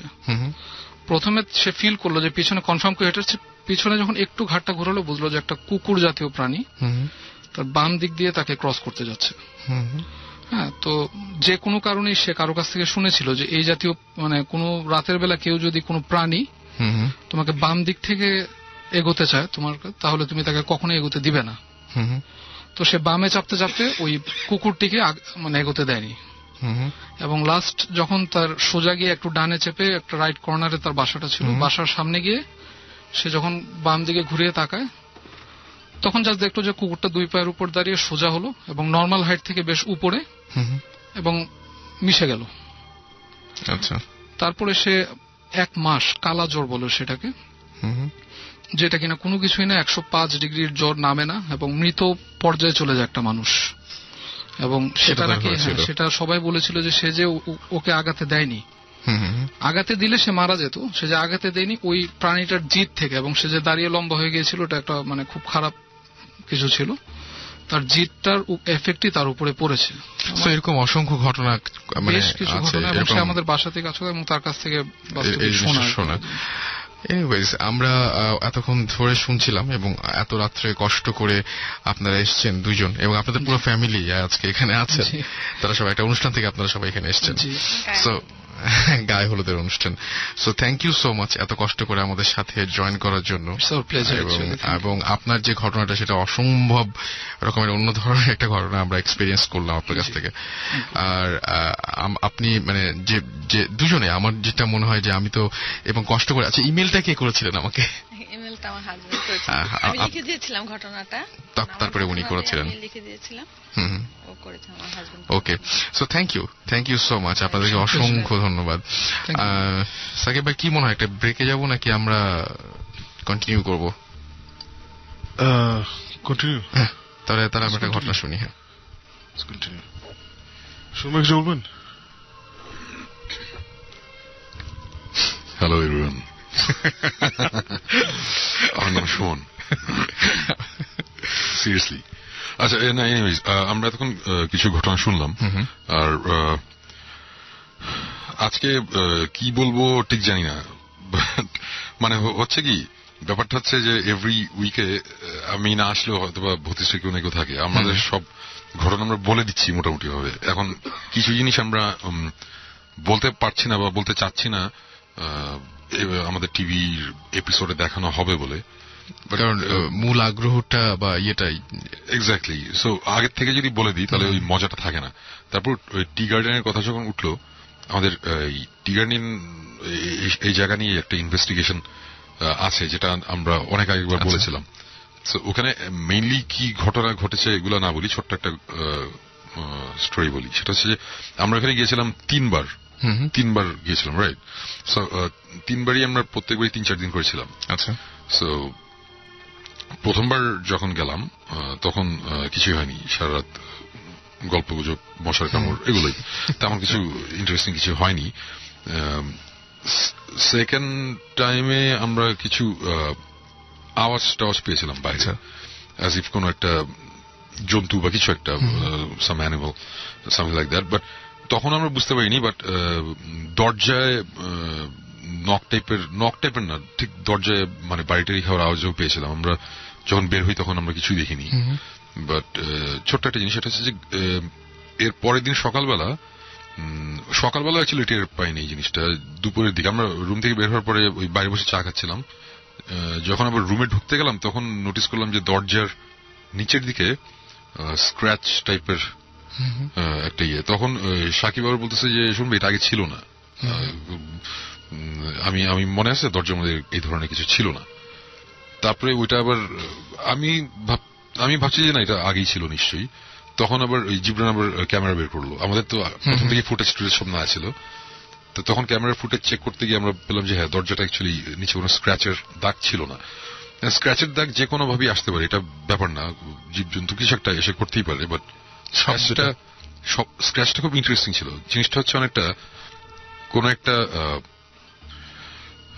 কোন একটা জন্তুর যদি 3টা আঙুল থাকে, 3টা নখ থাকে, আচ্ছা 3টা আঙুলে, এবং নখগুলো যদি শুয়ের মতন হয়, আচ্ছা তাহলে স্ক্র্যাচ করলে যেরকম একটা ব্যাপার হবে, ব্যাপারটা সেরকম। বুঝতে পারছি। এটা টিভিতে যখন আসবে তখন মানুষজন দেখবে, এবং আলটিমেটলি ওই স্ক্র্যাচের প্যাটার্নটা আমরা ধরতেই পারিনি যেটা কি, মানে দেখে মনে হচ্ছে কি যে কেউ হাতের 3টা আঙুলে 3টা সুই বা কিছু একটা লাগিয়ে স্ক্র্যাচ করেছে আর কি। খুবই উইয়ার্ড জিনিসটা দেখতে আর কি। এবং ওটাতে কোন প্রাণী এরকম বোঝার কোনো উপায় না, কোনো বোঝার কোনো উপায় নেই। এরপরে এই ঘটনাটার অনেক দূর পর্যন্ত করায়, আমরা ওটা নিয়ে আলাপ করছি না, বাট এই স্ক্র্যাচের ব্যাপারটা খুব ইন্টারেস্টিং লেগেছিল আমাদের কাছে। এবং ওটা পরে অ্যাকচুয়ালি আমরা অনেকভাবেই ওটার এভিডেন্স পাই, স্ক্র্যাচের দাগ আমরা আরো অনেক জায়গায় পাই। হ্যাঁ, আমরা এখন এটা বলতে পারছি না, তুমি কিছুটা হলেও জানো। এটা ভয়ের কোনো কিছু না, বাট খুব ইন্টারেস্টিং একটা জিনিস ছিল আমাদের জন্য। আর এটা শুনতে যতটুকু না ইন্টারেস্টিং, ওই ছবিটা যদি কেউ দেখে স্ক্র্যাচ মাথা খারাপ হয়ে যাবে। হ্যাঁ, definitely, because that was weird. মানে এবং এখন আচ্ছা, শুধু এইটুকু জানতে পারি যে পরে কি বোঝা গেছিল কোনোভাবে যে ওটা আসলে কি ছিল বা এরকম কিছু? পরে ওইটা যে কি ছিল আমাদের কনফিউশন আছে। আমরা অ্যাকচুয়ালি ভৌতিস্টে যখন যেই এপিসোড গুলো আমরা এয়ার করব, ওখানে যেই ইনভেস্টিগেশন গুলো নিয়ে আমাদের কনফিউশন বা কোশ্চেন আছে, সেগুলো নিয়ে অ্যাকচুয়ালি আমরা বানাচ্ছি। যদি আমরা কোনো কিছু একটা খুব সহজে সলভই করে ফেলাই, তাহলে আর ওইটা ইন্টারেস্টিং কিছু না। আমরা এরকম ঘটনা শুনেছি যে এক জায়গায় রাত্রেবেলা একটা বিল্ডিং এ, একটা বাসায় রাত্রেবেলা বারান্দায় অথবা ছাদে মাঝে মধ্যে নাকি একটা মানুষকে দেখা যায়, তার নাকি মাথা নাই। আমরা এরকম স্টোরিও শুনেছি আর কি। এবং তারপরে আমরা ওখানে যখন গিয়েছি, গিয়ে আমরা অনেকভাবে ইনভেস্টিগেট, মানে আমরা কিছুই বের করতে পারিনি। লাস্টে ওইখানে যে অ্যাকচুয়ালি গাছ টাছগুলো ছিল, ছায়াটা যে পড়তো, মানে রাস্তার লাইট গুলো ঠিক মতো পড়তো না। তারপরে আমরা জাস্ট সাদা আমাদের তো সাদা শার্ট প্যান্ট নাই জিতেন্দ্রের মতো, আমরা পাঞ্জাবি পায়জামা পরে ওইখানে একজনকে হাঁটাইছি, আমরা নিচ থেকে ভিডিও করছি। এবং তখন মাঝে মধ্যে মনে হয় কি যে অ্যাকচুয়ালি একটা মানুষ হাঁটছে কিন্তু ওর কোনো মাথা নাই। আচ্ছা, কিন্তু এটা অ্যাকচুয়ালি জাস্ট আলো ছায়ার একটা খেলা। ওখানকার ল্যাম্প পোস্ট গুলোর ওখানে গাছের কারণে ঠিক মতো আসে না, আর অন্ধকারের মধ্যে খালি সাদাটাই দেখা যায়। সো অনেকে এই জিনিসটা ভয় পেত, বিকজ ওখানে নাকি ব্রিটিশ আমলে একটা কেউ একজন থাকতো বিদেশি, মানে ব্রিটিশ, তাকে ওই বাসার ডাকাতি করা হয়, করার পরে তার নাকি গলা কেটে ফেলা হয়। আচ্ছা, সো এরপর থেকে ওই যে হয়তোবা কেউ একদিন হেঁটেছিল, তারপর থেকে রিউমার থেকে এরকম। সো এই টাইপের অনেক কেস আছে, আমরা গিয়ে সলভ করেছি, কিন্তু সলভের পরে দেখা গেছে এটা খুব সিম্পল একটা নর্মাল, খুব স্টুপিড একটা জিনিস হতো, যে কারণে ওইগুলো আমরা দেখাচ্ছি না। সো এই যে আমাদের যে এই টি এস্টেটের যে ঘটনাটা আমরা যেটা নিয়ে ইনভেস্টিগেট করেছি, এটার গল্প আমরা অনেক আগে বলেছিলাম, জুজুর গল্প একটা। হ্যাঁ, রাইট। সো এটা ওইটারই ইনভেস্টিগেশন ছিল। সো ওইখানে আমরা যখন ইনভেস্টিগেট করতে গিয়েছি, যাওয়ার পরে লাস্টে যেই কাহিনী হয়েছে বা যেই ঘটনা ঘটেছে, ওটার কোনো এক্সপ্লেনেশন আমরা ঠিক মতো দিতে পারি নাই। আমাদের যে এক্সপ্লেনেশনটা আছে ওটা মোটামুটি একটা, মানে আমরা চাইলে বিশ্বাস করতে পারি, নাও করতে পারি, বাট ওই যে একটা কোশ্চেন, একটা কিন্তু রয়ে গেছে। আচ্ছা, যেহেতু কিন্তু রয়ে গেছে, সেহেতু আমরা পুরোপুরি শিওর ভাবে বলতে পারছি না অ্যাকচুয়ালি কি হয়েছিল। হ্যাঁ, বাট যা হয়েছে ওটা মানুষজন ডেফিনেটলি ইনশাল্লাহ দেখবে এবং খুবই কি বলবো, মজা পাবে বা মানে এনজয় করবে। ব্যাপারটা উইয়ার্ড সেটাই। সো আমরা একটা ব্রেক নেই, ব্রেকের পরে শুন ভাই, আমরা যেটা স্কুল ইনভেস্টিগেট করছিলাম, যেটা বিভিন্ন কারণে আমরা টিভিতে দেখাতে পারছি না, ওটা নিয়ে কথা বলতে পারি।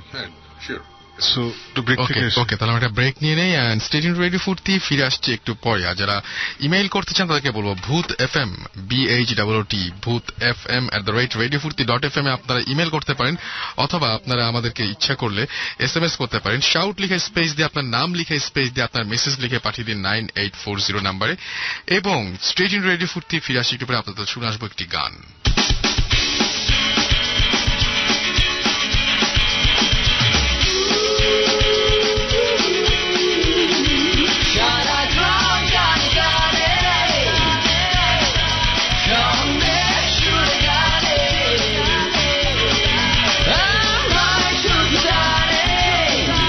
Radio Furti 88 FM.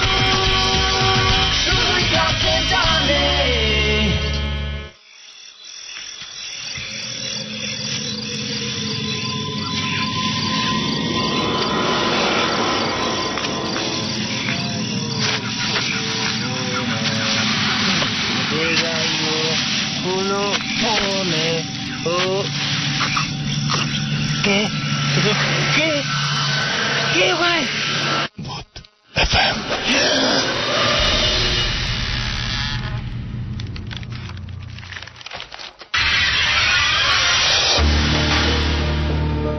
শুনছেন সবসময় রেডিও ফুর্তি, চলছে ভূত এফএম, সাথে আছি রাসেল, এবং আজকে আমাদের সাথে একদম ফুল ভূত টিম জয়েন করেছেন এবং সবাই আছেন আজকে, এবং অনেক জমজমাট হচ্ছে আজকে ভূত এফএম। আপনাদের ইমেল পাচ্ছি, রুহুল আমাদের ইমেল করেছেন মারুফ, শাকুর, ফাহিম, জেমস ইমেল করেছেন আমাদেরকে, প্রিন্স রাহাত, হাবিব সাগর, আল হিজবুল বাহার, এছাড়া আমাদেরকে খসরু SMS আমাদেরকে ইমেল করেছেন শামসু তোহা রয়। আচ্ছা, আমাদের SMS করেছেন হাবিব সাগর, আবারও ইমেল করেছেন ফয়সাল স্কাই MS, আচ্ছা স্কাই এটা হচ্ছে মেসেজ হবে বোধহয়। আরিফুল হক আমাদের SMS ইমেল করেছেন, মাহি ইমেল করেছেন আবু কালাম আজাদ, এছাড়াও আচল রহমান, তাছাড়াও আমাদের ইমেল করেছেন রিদ সহ আরো অনেকেই। সো যারা ইমেল করছেন তাদের ঘটনাগুলো অবশ্যই আপনারা নাম, ঠিকানা এবং ফোন নাম্বার জানাতে ভুলবেন না। আর আপনাদের অ্যাড্রেসটা আবারও বলে দিচ্ছি, boothfm@radiofurti.fm। আর SMS করার নিয়মটি হচ্ছে শাউট লিখে স্পেস দিয়ে আপনার নাম লিখে স্পেস দিয়ে আপনার মেসেজ লিখে পাঠিয়ে দিতে হবে 9840 নাম্বারে। আর এই মুহূর্তে আমরা চলে যাবো আবার ভৌত স্ট্রিমের কাছে, যাই না? দিস ইজ স্টোরি যেটা আমাদের একদম প্রথম দিককার স্টোরি, যখন আমরা জাস্ট ইনভেস্টিগেশন শুরু করেছি। আচ্ছা, তো তখনও আমরা মানে এখন তো অনেক কিছু ভেবে চিন্তে যাই, তখন অত কিছু ভাবনা চিন্তা করতাম না আর কি। আচ্ছা, তখন আমরা একটা ঘটনা শুনেছি, মানে সুমন ভাই আমাদেরকে বলেছিলেন যে একটা স্কুল আছে একটা জায়গায়, যেখানে অ্যাপারেন্টলি 71-এ ওই যখন ছুটির ঘন্টা হলো, তখন বাচ্চারা যখন বেরোচ্ছে, প্রাইমারি স্কুল টাইপের, তখন কয়েকটা বাচ্চাকে ওই হঠাৎ করে পাকিস্তানি আর্মি এসে ওরা ধরে রাখে। আচ্ছা, ধরে ওখানে বন্দি করে রাখে, বেসিক্যালি বন্দি করে রাখে, বিকজ ওদের ফ্যামিলি যারা ছিল গ্রামে, ওরা বিশ্বাস করতো যে ওদের ফ্যামিলির সাথে মুক্তিযুদ্ধের টাই আছে, ওদেরকে পেশায় ফানানোর জন্য ওই বাচ্চাগুলোকে আটকে রাখে। তো লাস্টে ওই মুক্তিযোদ্ধারা গিয়ে দে রেস্কিউ দ্য কিডস, কিন্তু একটা ছেলে মারা যায়। আচ্ছা, একটা ছোট ছেলে মারা যায়। তো প্রাইমারি স্কুল কত বড়ই হবে, পিচি বাচ্চা একটা। So it's very tragic story. তো এখন যেটা হয়েছে যে ওখানে নাকি এরপর থেকে রাতের বেলা ওই যে রুমে ছেলেটা মারা গেছিল, ওই রুমে নাকি ছুটির মানে ঘন্টা শোনা যায়, বেসিক্যালি ঘন্টা শোনা যায়। এটা গ্রামবাসীরা আশেপাশে যা থাকে ওরা সবাই শুনে। আর ওই রাতে ওই রুমের মধ্যে নাকি যদি কেউ যায়, মানে ওখানে যে দারুণ টাইপের থাকে হোয়াটএভার, ওখানে নাকি ওই ব্ল্যাকবোর্ডে চকের আওয়াজ আসে। বইটা যদি কেউ রেখে যায়, বইগুলো সকালে থেকে পাটা দেয় উল্টানো, ছিঁড়াটিরা, মানে একটু হালকা কিওটিক সিচুয়েশন থাকে আর কি। তো সুমন ভাইয়ের কাছে জিনিসটা খুব ইন্টারেস্টিং লাগলো। সুমন ভাই আমাদেরকে বললো চলো এটা আমরা ইনভেস্টিগেট করি। সো উই ওয়েন্ট, গেলাম আমাদের সব ইকুইপমেন্ট নিয়ে। ওখানে গিয়ে মজার ব্যাপার যেটা হলো যে ইউজুয়ালি আমরা যখন কোথাও যাই তখন সেটআপ করি, সেটআপ করার কিছুক্ষণ পরে সামথিং স্টার্টস হ্যাপেনিং। এখানে যেটা হলো যে আমরা ওখানে ঢুকলাম উইথ আওয়ার ইকুইপমেন্টস 10টার দিকে। ঢোকার সাথে সাথেই সুমন ভাই, জীবন দুজনেই লাইক যে এখানে কিছু একটা আছে। ঢুকেই মানে কোন টাইম ওয়েস্ট হয়নি। এবং আরেকটা জিনিস বলে রাখি, সেটা হচ্ছে যে ওই সময় আমাদের এখন যেসব ইকুইপমেন্ট আছে তখন সবকিছু ছিল না, এটা প্রথম দিককার কথা।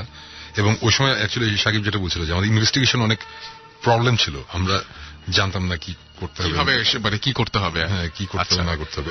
সাকিব সো ঢুকেই ওনারা বলছেন যে এখানে কিছু একটা আছে, আজকে কিছু একটা হবে। আমি আবার অ্যাজ ইউজুয়াল আমি কই না কিছু নাই, তখন সাকিব কোন অবস্থাতে কিছুই বিশ্বাস করে না, সবকিছুই না আর কি। এটা জীবন ভাই একদম পুরো ওর সাথে সারাদিন ফাইট করতে আমি তখন গেছি মজা আর কি, হ্যাঁ স্কুলে সারা থাকবো কি মজা। তা আমি আচ্ছা ঠিক আছে, এগুলো আপনারা ফিল করেন ভালো, সেট আপ দ্য ইকুইপমেন্ট, তারপর দেখা যাবে। তখন আমাদের ক্যামেরা ছিল, একটা সাউন্ড রেকর্ডার ছিল।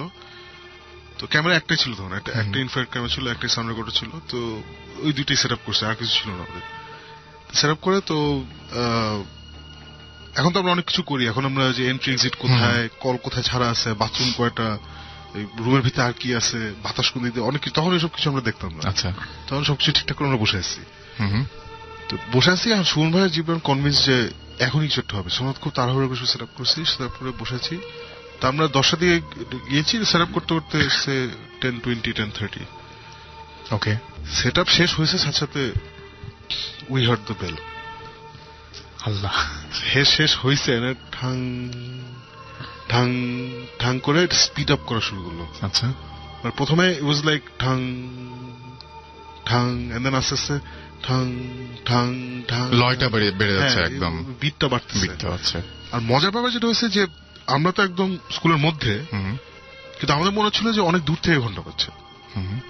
আবার গ্রামের লোকজন আবার বলে যে স্কুল থেকেই ঘন্টা বাজে। আচ্ছা, এক্স্যাক্টলি কোথেকে, মানে আমাদের, মানে আমরা যেটা করলাম রুমের ভিতর পড়তেছিলাম, সো আমাদের মনে হয় না যে রুমের ভিতর থেকে আসছে, সো উইথাউট বাইরে থেকে আসছে। সো আমরা ইমিডিয়েটলি বের হয়ে গেছি। আর ক্যামেরা তো একটাই ছিল, সো ক্যামেরাটা আমরা রুমের মধ্যে রেখে গেছি, আমরা নিজেরা বের হয়ে গেছি টর্চ মর্চ নিয়ে। বের হয়ে আমরা পুরো, স্কুলটা ছোট, জাস্ট প্রাইমারি ক্লাস 1 থেকে 5 এরকম কিছু ছিল আর কি। আমরা দৌড়ায় দৌড়ায় পুরো সার্কিট টার্কিট দিলাম, ওই বাইরে একটা তারণ ছিল, ওরে ঘুম থেকে তুললাম। তো খুব নর্মাল আর কি। ওটা কি হচ্ছে বলছে না, ঘন্টা বার শুনছে, বলো হ্যাঁ তো সবসময় হয়, এটা কোনো ব্যাপার না। আচ্ছা, কিন্তু কোথেকে বাঁচতেছে, না তো এখান থেকেই বাঁচতেছে। তখন বললাম না, এখান থেকে তো বাঁচতেছে না, বিকজ আমরা ঘন্টাটাও খুঁজে বের করছি। আচ্ছা, ঘন্টা যেখানে আছে ওখানেই আছে আর কি। আর বাইরে ঘন্টার স্কুলের ঘন্টাগুলো যেগুলো হয় গ্রামে, যে ঘন্টা থাকে একটা, মানে ওটার মধ্যে একটা থালার মতন থাকে, ওটার মধ্যে একটা হাতুড়ি টাইপের কিছু দিয়ে পিঠে, রাইট? সো ওইখানে কিন্তু কোনো হাতুড়ি টাইপের কিছু নাই, জাস্ট শুধু ঘন্টাটা চলছে, ওটাতে পিটাতে হবে কিছু একটা দিয়ে, রাইট? সো ওইটা অ্যাকচুয়ালি ক্লাসটা শেষ হওয়ার পর ওটা নিয়ে যায়, ওইটা নাকি অনেক সময় চুরি হয়ে যায়, ওইটা অনেকে বলে কি বা মিসপ্লেসটা। আচ্ছা, কিন্তু ওইটা কিন্তু ওখানে ছিল না, জাস্ট ঘন্টাটাই ছিল আর কি। আচ্ছা, ওটা সব ঘন্টা আমরা খুঁজে বের করছি। ঘন্টা দেখি ঘন্টার জায়গায় আছে, ওটা কোনো এটা মানে ঝুলানোও নাই, ওটা ইনফ্যাক্ট একটা জায়গায় রাখা ছিল। আচ্ছা, তো ওটা ওখানে আছে, ওটা কোনো কেউ বাজাচ্ছেও না। তো ততক্ষণে আওয়াজটা চলে গেছে। সো এটা আমাদের কাছে ইন্টারেস্টিং লাগছে, বা আমরা রেকর্ডও করছি জিনিসটা, রেকর্ডিং চেক করছি যে ঘন্টা আসছে নাকি। হ্যাঁ, ঘন্টা আসছে, ভালো। তো ভালো কথা, তখন আমরা উই ওয়েন্ট ব্যাক। যার পরে আবার ওয়েট করতেছি, ওই ক্যামেরা আবার ট্রাইপড দিয়ে দাঁড়াইছি আমরা। তো হঠাৎ করে, মানে ওই যে হরর মুভিতে দেখা না, যে বোর্ডের উপর দিয়ে নখ টান দিলে একটা আওয়াজ হয়, কেমন যে একটা খ্যাচ, এরকম একটা আওয়াজ। বাট হরর মুভিতে তো অনেক লাউড হয় জিনিসটা, খুব ইরিটেটিং লাগে। খুব ইরিটেটিং। এখানে এটা খুব সফট। আচ্ছা, মানে অ্যাজ ইফ খুব উইক একটা কিছু হাত একটা করছে, খুব সফট। এই আওয়াজগুলো আমরা খ্যাচ খ্যাচ খ্যাচ এগুলো শুনতেছি। এবং ওই রুমের মধ্যে বেশ বড় একটা ব্ল্যাকবোর্ড ছিল, বিশাল, অনেক পুরনো, আছে না ওই যে কালো, অনেক সাদা হয়ে গেছে ইউজ করতে করতে। আর নিচে চক ফক আছে। আমরা খুব টর্চ মর্চ ক্যামেরা ট্যামেরা নিয়ে বোর্ডের দিকে, কিন্তু বোর্ডে কিছু নাই। আচ্ছা, খ্যাচ খ্যাচ কিছু আওয়াজ টাওয়াজ হলো, এই হলো। আমরা আবার তখন দেশে করছিলাম যে ওই কিছু বইপত্র নিয়ে গেছিলাম। আমরা যে জায়গায় আমরা যেটা করি যে বিভিন্ন সময় আমরা রেসপন্স বের করার জন্য কিছু আইটেমস নিয়ে যাই। আচ্ছা, তো ওখানে আমরা কিছু প্রাইমারি বইটা নিয়ে গেছিলাম। But at the same time ওই ঘটনা ঘটেছিল 71, আমরা গেছি 2 বছর আগে, মানে অনেকদিন পর। আমরা এখনকার প্রাইমারি বইটা নিয়ে গেছি, ওই আমার বইগুলো এখানে রাখছি। এবং হঠাৎ করে দেখি যে একটা বইয়ের ঠাস করে মলারটা খুলে গেল, একাই ঠাস করে খুলে গেল। খুলে গিয়ে আমরা তো ক্যামেরা ট্যামেরা, ও মাই গড কি হচ্ছে এগুলো, এসে আমিও তখন বেশ কনভিন্স কিছুটা হচ্ছে। এমনি করে খুলে আর মানে একটা পার্টিকুলার পাতা এসে থামলো, তারপর আর কিছু হয় না। আমরা তো ক্যামেরা রেডি, সেটা হবে, হয়তো বইটি ছিড়বে, এই নাথিংস হ্যাপেনিং। তারপর আবার খসখস আওয়াজ বোর্ডে, আবার camera move towards the board, there is nothing on the board. এইভাবে চললো, মানে বই থেকে একটা আওয়াজ আসে, বইয়ের দিকে আমরা টার্ন করি, কিন্তু বই দেখে ওই পাতা দিয়ে আছে। আচ্ছা, পেজের একটা আওয়াজ আছে না, ওই আওয়াজটা আমরা বইয়ের দিকে টার্ন করি, তারপর ওইভাবেই থাকে। তারপর আমরা দুজন দুই দিকে তাকায় থাকলাম আর কি, মানে জিবরারা বললাম তুই ক্যামেরা ধর বোর্ডের দিকে, আমরা বইয়ের দিকে তাকাচ্ছি। আচ্ছা, এটা করার পরে আর কোনো কিছুই হয় না। আচ্ছা, আওয়াজও নাই, বইও নাই। এন্ড এইভাবে চললো for slightly more than 20 minutes. এইভাবে চললো, কিছু হচ্ছে না। আমরা ফাইন, তাহলে বোধহয় যা হয়ে গেছে। তখন আমরা আবার ওই ক্যামেরা ট্রাইপডে রাখলাম, পুরো ফুল রুম কভার করার জন্য বসে আছি।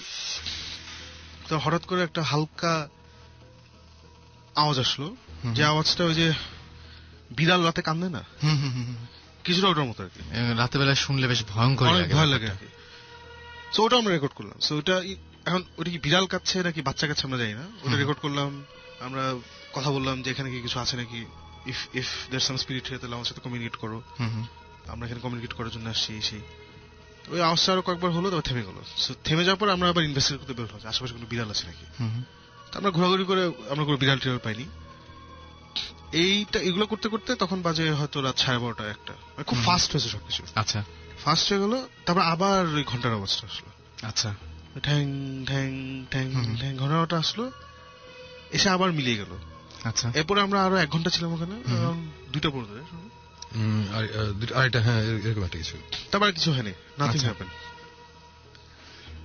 আর ওই যে ওই আওয়াজের ব্যাপারটা যখন আসছি, আরেকটা উইয়ার্ড একটা নয়েজ হচ্ছিল, মানে মানে সে মানে কিছু ভাঙার আওয়াজ, সে কাঠের মানে মট টাইপের টাকটুক এই টাইপের কিছু আওয়াজ ছিল, যেটা আমরা কোন অবস্থায় এই আওয়াজটা নিয়ে মানে অন্যান্য বিড়াল কান্নার আওয়াজের চেয়ে এই আওয়াজটা বেশি ডিস্টার্বিং ছিল। মানে শুনে মনে হয় কি যে কেউ কোন একটা খুব সে কাঠের অনেকগুলো টুকরো উপর দিয়ে কেউ যদি হাঁটে, মানে কেমন জানি উইয়ার্ড একটা মট একটা আওয়াজ। এই আওয়াজটা আমাদের অনেক ভুগিয়েছে, এটার জন্য আমরা ইনফ্যাক্ট অনেক জায়গায় মানে এখান থেকে এখানে গেছিলাম, আমরা হেঁটে মানে we were following it for some time. হ্যাঁ, মানে এটা অনেক কাহিনী, বাট আওয়াজটা নর্মালি যদি আমরা শুনি মনে হবে যে এটা খুব নর্মাল একটা আওয়াজ, কিন্তু পার্টিকুলার ওই সময় ওই এনভায়রনমেন্টে কেন জানি আওয়াজটা ভালো লাগছিল না। এবং এই আওয়াজটা নিয়ে আমিও অতটা করিনি, সাকিব অতটা পাত্তাই দেয় না, এবার জিবরান এটা নিয়ে অনেক লাফেছে যে এই আওয়াজটা কিসের। আমরা প্রথমে এটা হচ্ছে কি প্রথম দিককার ইনভেস্টিগেশন, তো তখন আমরা অত এক্সপিরিয়েন্স ছিলাম না। আচ্ছা, সো বাট পরে এখন যদি হতো তাহলে ডেফিনেটলি আমরা অন্যভাবে হ্যান্ডেল করতাম। বাট এই আওয়াজটা নিয়ে অনেক উল্টাপাল্টা অবস্থা হয়েছিল, মানে আমরা একবার আলাদা হয়ে যাই, আবার এটা নিয়ে অনেক কাহিনী ছিল। পরে এখন আমরা এটা নিয়ে অনেক, এই গল্পটা নিয়ে আমরা ওরকম আলাপও করি নেই। এটার আরেকটা কারণ হচ্ছে যে এইটা নিয়ে আমাদের অ্যাকচুয়ালি আলাপ করার কথাও না, রাইট? মানে এটা নিয়ে অনেক কাহিনী হয়েছিল। পরে আমরা যেখানে ক্যামেরা নিয়ে গিয়েছিলাম, ওইখানকার গ্রামের যে একটু মাতবর টাইপের একজন থাকে, উনি বেশ এটা নিয়ে অনেক প্রবলেম করছিল আমাদের সাথে। এটা পর অনেক দূর গিয়েছিল আর কি ঘটনাটা, খুব বাজে একটা জায়গায়, যে কারণে আমরা এটা নিয়ে কোন রকম কখনো কথা বলি নাই। আর আমাদের ইনভেস্টিগেশনও ইনকনক্লুসিভ ছিল আর কি actually. Okay, so we came back with a lot of evidence. We came back with some মারাত্মক ঘটনা। বইটা খুলতেছে। আরেকটা ইন্টারেস্টিং জিনিস ছিল যেটা আসার পরে বের হয়েছে। What we did was আমরা তো ওই ব্ল্যাকবোর্ডের ভিডিও করেছিলাম, তো তখন আমরা অনেক নিউ ছিলাম। এখন হলে যেটা করতাম, we would have taken pictures, একদম লাইক স্টিল পিকচার্স দিতাম। তখন স্টিল পিকচার নেই। আমরা ভিডিও করে নিয়ে আসছি। আসার পরে সুমন ভাইয়ের মাথায় ঢুকছে যে স্ক্র্যাচিং আওয়াজ হয়েছে, আমাদের মনে হচ্ছে ব্ল্যাকবোর্ড থেকে আসছে, তার মানে ব্ল্যাকবোর্ড থেকে আসছে। মানে এখানে নিশ্চয়ই কিছুটা হয়েছে যেটা আমরা ওখানে অন্ধকারে টর্চ ফর্চ দিয়ে দেখি নাই। সুমন ভাই তারপরে ওইটাকে অনেক কন্ট্রাস্ট করছে আর কি, খেলছে আর কি ওই ফুটেজটা নিয়ে, মানে সিএমওয়াই কে ওইটারে ইয়েতে আইনা অনেক কিছু করছে। করার পরে একদিন আমাদের ফোন দিয়েছে যে তোমরা আসো, একটা কিছু বোধহয় পাওয়া গেছে। তো আমরা গেছি, যাওয়ার পরে উনি একটা মানে অনেক ট্রিটের একটা ছবি বের করছে, মানে কালার টালার কন্ট্রাস্ট করে। সো দেয়ারস আ বোর্ডের নিচের দিকে টুয়ার্ডস দ্য লেফট সাইড, নিচের দিকে টুয়ার্ডস দ্য লেফট সাইড কি জানি একটা মানে আঁকা টাইপের আর কি। আচ্ছা, মানে খুব ফেইন্ট ভাবে দেখা যাচ্ছে। তাই বললাম যে ইটি তো সময় বলে যে জিনিসটা মানে দেখে কিছু কি মনে হচ্ছে। প্রথমে মনে হচ্ছে জাস্ট একটা মানে কিছু একটা মানে স্কুইগল টাইপের আর কি, এটা কোনো ইয়ে না, মানে কোনো ওয়ার্ড না। তো সময় বলছে একটু ভালো করে দেখো তো এখানে কিছু মানে ক্যান ইউ সি এনিথিং এটার মধ্যে, বিকজ আমার মানে না, উনি প্রথমে কিছু বলেন, উনি বলছে তুমি ভালো করে এটা দেখো।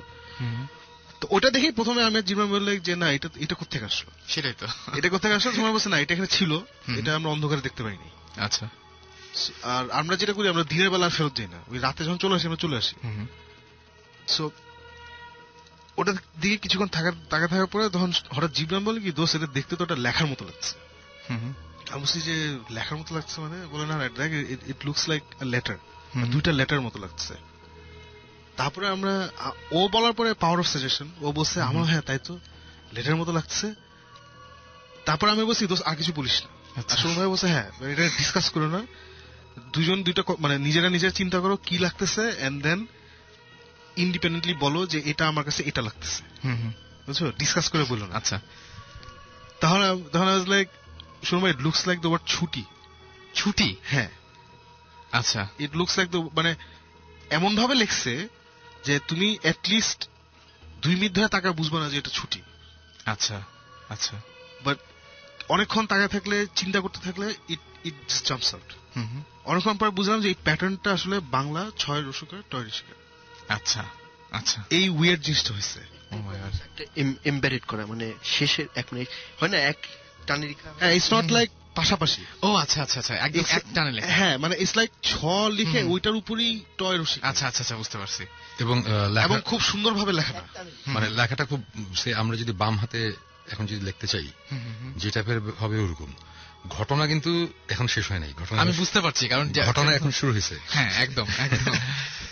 ওয়েল, আমরা যখন ভিডিও ফুটেজ নিয়ে যখন বাসায় বসছি, ভিডিও ফুটেজ নিয়ে বাসায় বসার পরে ভিডিও ফুটেজগুলোর মধ্যে একটা প্রবলেম, মানে একটা নয়েজ, মানে কি একটা সে যেখানে আমরা ক্যামেরা ধরছি ওখানে ক্যামেরাতে একটা প্রবলেম দেখা গেছে, কি মানে মাঝখানে একটা দাগ টাইপের একটা জিনিস। আচ্ছা, ফুটেজ যখন প্রথম দিকে ছিল তখন ইট ওয়াজ ফাইন। আচ্ছা, পরের দিকের ফুটেজ গুলোতে এরকম আমরা কোনো মতেই ধরতে পারতেছি না জিনিসটা কি। ইনফ্যাক্ট তখনও সাকিব জিবরান হচ্ছে বাসায়, আমি তখন ওদের যখন ডাকাইছি, আলটিমেটলি সবচেয়ে ইন্টারেস্টিং ব্যাপার যেটা, সেটা হচ্ছে যে শেষে আমরা ফিগার আউট করছি যে আমরা যে ভিডিওতে যেই মানে নয়েজটা দেখতেছি সামনে একটা প্রবলেমটা অ্যাকচুয়ালি আমাদের ক্যামেরার লেন্সের মধ্যে। আচ্ছা, আমাদের ক্যামেরার লেন্সের মধ্যে সাদা একটা দাগ ছিল, যে কারণে ভিডিওর মধ্যে সব জায়গায় সাদা সাদা একটা জিনিস দেখা গেছে, এবং ওটা হচ্ছে একটা চকের দাগ। আচ্ছা, ব্ল্যাকবোর্ডের মধ্যে যে চক আঁকে, চক দিয়ে আমরা যে লিখি, এই চক, এবং এই চক ওখানে কোথাও কোন রকম চক ছিল না। আচ্ছা, এবং ওই চকের দাগ দেখার সাথে সাথে আমরা ক্যামেরা চেক করছি, ক্যামেরার মধ্যে কিছু নাই, কোনো চকের দাগ নাই। আমরা যখন ডাম করছি তখন তো আমরা চকটক দেখিনি, দেখলে আমরা বুঝতে পারতাম। আমাদের ক্যামেরার ব্যাকটার মধ্যে আরেকটা কম্পার্টমেন্ট থাকে, ওই কম্পার্টমেন্টের মধ্যে টেপ থাকে, টেপের কম্পার্টমেন্ট দেখছি ওখানে কিছু নাই, কোথাও কোনো চকের কোনো আলামত নাই।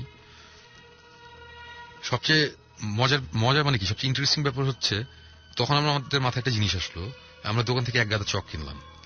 আচ্ছা, বড় বড় চক কিনে আমরা চকগুলো ভাঙা শুরু করলাম। আচ্ছা, এবং গেস হোয়াট, এটা কিসের আওয়াজ? আমরা যে মট আওয়াজগুলো শুনছি, চক ভাঙার আওয়াজ ছিল। এক্স্যাক্টলি, চক ভাঙার আওয়াজটা শুনছো না? রাসেল জানো না কিরকম? হ্যাঁ, আমি একদম এখন একসাথে যদি তুমি চক যদি মুড়া মানে ধরে ধরে ভাঙতে থাকো, একদম একটা ইউনিক একটা আওয়াজ আছে। That was the noise. আমরা ওই দিন এই আওয়াজটা শুনছি, বাট ওইখানে কোথাও আমরা কোনো চকের আলামত পাই নাই, এই হয় নাই। আমাদের এই জিনিসের পরে এটা যদি অথরিটি জানে আমাদের মেরে ফেলবে, বাট আমরা আবার ব্যাক করছিলাম। আমরা আবার ব্যাক করছি ইনভেস্টিগেট করতে, না আমরা ওই ব্ল্যাকবোর্ডের ওই যে লেখা যেটা আসছে, তখন তো অন্ধকার, আমরা এবার গেছি দিনের বেলা যাওয়ার পরে আমরা পুরা ওখানে খুঁজছি যে কি আছে না আছে, এবং আমরা যে গেছি এটাও গেছি কিন্তু বেশ অনেকদিন পরে, সাথে সাথে আমরা যাইনি। আচ্ছা, ওই সময় বললাম না যে বেশ একটা প্রবলেম হয়েছিল, আমরা ওই মানে গ্রামবাসীরা একটু উত্তেজিত হয়ে গেছিল। তারপরে অন্য ধরনের কানেকশন ইউজ করে আমরা গেছিলাম, এবং আমরা বলছি আমরা এখানে থাকবো না, আমরা জাস্ট 1 ঘন্টার জন্য যাবো। 1 ঘন্টা না, আমরা ছিলাম আলটিমেটলি 3-4 ঘন্টা। এবং ওই ছুটি লেখাটা ওই যে কোথায় আছে কি, মানে যে জায়গায় ইয়ে করা, আমরা আলটিমেটলি যেটা বোঝা গেছে সেটা হচ্ছে যে কেউ যদি ব্ল্যাকবোর্ডের মধ্যে মানে খুব জোরে খামচি দিয়ে যদি ছুটিটা লিখতো, লেখার পরে তারপরে যদি চক দিয়ে যদি ওই জায়গাটা ঘষে, যেই জায়গাটাতে গর্ত হয়ে গেছে ওখানে কিন্তু ওই চকের পুরো আটকে যায়। একদম ব্যাপারটা ওরকম। হ্যাঁ, এবং ওরকম। এবং আরেকটা উইয়ার্ড জিনিস আমরা দেখছি, খামচি দিয়ে লেখা ওই বোর্ডের মধ্যেই। আমাদের তো স্টিল ছিল, আমরা তো ভিডিওতে ইয়ে করছি, সো ওই জায়গাটা আমাদের পাই নাই। ওই কথাটা খুবই সিম্পল কথা, কিন্তু খুব স্কেয়ারি লাগছে আমাদের কাছে। সেটা হচ্ছে পানি খাবো, সুন্দর করে লেখা, পানি খাবো। এবং এটা কেন ভয় লাগছে আমরা জানি না, ওইটা দেখে না, দিনের বেলা আমাদের ওইটা দেখে খুব ভয় লাগছে। এবং আমরা যখন এটা নিয়ে আরো ইনভেস্টিগেট করছি, ওখানে না গিয়ে আশেপাশের লোকজনদের সাথে কথা বলে, বাচ্চাদের আটকে রাখছিল, অনেক বাচ্চা নাকি চিৎকার করছে পানি খাবে। এবং যেই ছেলেটাকে মারছে, মানে মারা গেছিল যে বাচ্চা ছেলেটা, ও নাকি পানি বলে অনেক চিৎকার করছিল। না, আর বেসিক্যালি বাচ্চারা স্কুলে যদি মজা করেও যদি কিছু লেখে না, তাহলে এই পানি খাবো বা এই টাইপের কিছু লেখে না। এক্স্যাক্টলি, তারা অন্যান্য জিনিস লেখে, পানি খাবাটা খুবই উইয়ার্ড লেগেছে একদম। এবং হাতে এটা একটার উপরে, মানে পানিটা ঠিক আছে, বাট খাবো লেখাটা হচ্ছে ওই যে একটার উপরে আরেকটা টাইপের, মানে খুব অ্যাজ ইফ খুব কম একটা জায়গার মধ্যে বসে জিনিসটা। এবং সুমন ভাই, ছুটি কথাটাও কিন্তু বেশ অদ্ভুত, মানে খুবই অদ্ভুত টাইপের, কিন্তু একটা মানে কেমন যেন একটা মিনিং আছে এটার, মানে মনে হচ্ছে যে কেমন যেন জীবন থেকে ছুটি নিয়ে নিল নাকি, মানে এরকম ধরনের একটা ব্যাপার আছে এটার মধ্যে। ছুটি কথাটা আমার কাছে কিন্তু খুব অদ্ভুত। আমাদের ব্যাপারটা ছিল প্রথম দিকে তো আমরা তখন যেটি পাইতেছি ওইটাই আমাদের কাছে খুব ইন্টারেস্টিং লাগতেছিল, বাট এখন আমরা এরপরে আমরা অনেকবার আফসোস করছি যে আমরা যদি এখন যদি আমরা এখানে যেতাম তাহলে কিছুটা নিয়ে আসতে মানে অনেক সুন্দর মতো আমরা ইনভেস্টিগেশনটা শেষ করে আসতে পারতাম। ইনফ্যাক্ট মানুষজন চেঁচামেচি করতাম, আমরা জানতোই না, আমরা খুব সুন্দরভাবে করতে পারতাম। বাট ওইটা এত সেন্সিটিভ একটা ব্যাপার ছিল, আর একটা বাচ্চা একটা ছেলে মারা গেছে, তো ওইটা এমনি অনেক বেশি। আমরা ইনফ্যাক্ট যেটা আমি প্রথমে এই জন্য বলে নিছি যে এটা আমাদের প্রথম দিককারই আমরা কিছু জানতাম না, বিকজ আমরা ওই বাচ্চাদের ব্যাপারটা হলে আমরা একটু এসব সেন্সিটিভ ভাবে ডিল করি, অথবা আমরা ডিল করি না, মানে আমরা যাই না হয়তো। আর আরেকটা জিনিস হচ্ছে যে আমাদের একটা রিয়েলাইজেশন হচ্ছে, ইনফ্যাক্ট এই ইনভেস্টিগেশনের পরে উই ডিসাইডেড যেমন এটা আমরা জীবনে টিভিতে দেখাতে পারবো না, বিকজ একটা হচ্ছে ওই গ্রামের দে হ্যাভ প্রবলেমস, এটা একটা। ওরা যদি জানতো না আমরা কিভাবে করতাম, তাহলে ওরা জীবনে বুঝতো না ওদের গ্রাম নিয়ে, সেটাই এখন তো ওরা জানে, এটা একটা প্রবলেম। আরেকটা হচ্ছে যে আমাদের তো ফরম্যাট হচ্ছে যে আমরা একটা গল্প দেখাই তারপর ইনভেস্টিগেট করি, কারণ এইটার গল্প দেখাতে গেলে আমার যে বাজেট লাগবে, পাকিস্তান সৈন্য একদম মারামারি, মুক্তিযুদ্ধ মানে বহুত কিছু আর কি। আর মুক্তিযুদ্ধ যে ভেরি সেন্সিটিভ টপিক, ওটা নিয়েও যা তা একটা দেখাই দিলাম বেসড অন কি বলছে। কিন্তু মানে আমার যেটা মনে হয় যেটা একটা ফিল্ম হয়ে যেতে পারে, একদম মানে পুরোপুরি একটা ফিল্মের গল্প। এটা ফিল্ম তো এখন করছি না, এখন ভৌতিস করছি। সো 2012 মানে ভৌতিসের সবকিছু নিয়েই কিন্তু একটা ফিল্ম হতে পারে আসলে, সত্যি কথা বলতে। আসছে Bhoutish the movie is coming sometime in the next 3 years. হ্যাঁ, কিন্তু আমরা তো মানে ওটা হইলে আরো বেশি করে হবে, মানে দেখা গেল যে না, মানে অবশ্যই ডিসেম্বর আগে রিলিজ দিতে হবে মুভিটা, ডিসেম্বর আগে রিলিজ দিলে ঠিক হয়ে যাবে। ওকে, তাহলে আমাদের আরেকজন গেস্ট আছে, আমরা তার সাথে একটু কথা বলি। তার কিছু ঘটনা আছে, সেই ঘটনাগুলো একটু আমরা শুনে ফেলি। And in the mean time আপনারা আমাদের যারা ইমেল করতে চান ইমেল করতে পারেন। সেই ইমেলের অ্যাড্রেসটি হচ্ছে bhutfm@radiofurti.fm। আর অবশ্যই ইমেলের সাথে নাম, ঠিকানা এবং ফোন নাম্বার জানাতে ভুলবেন না। কি নাম আপনার? আমার নাম সুমন।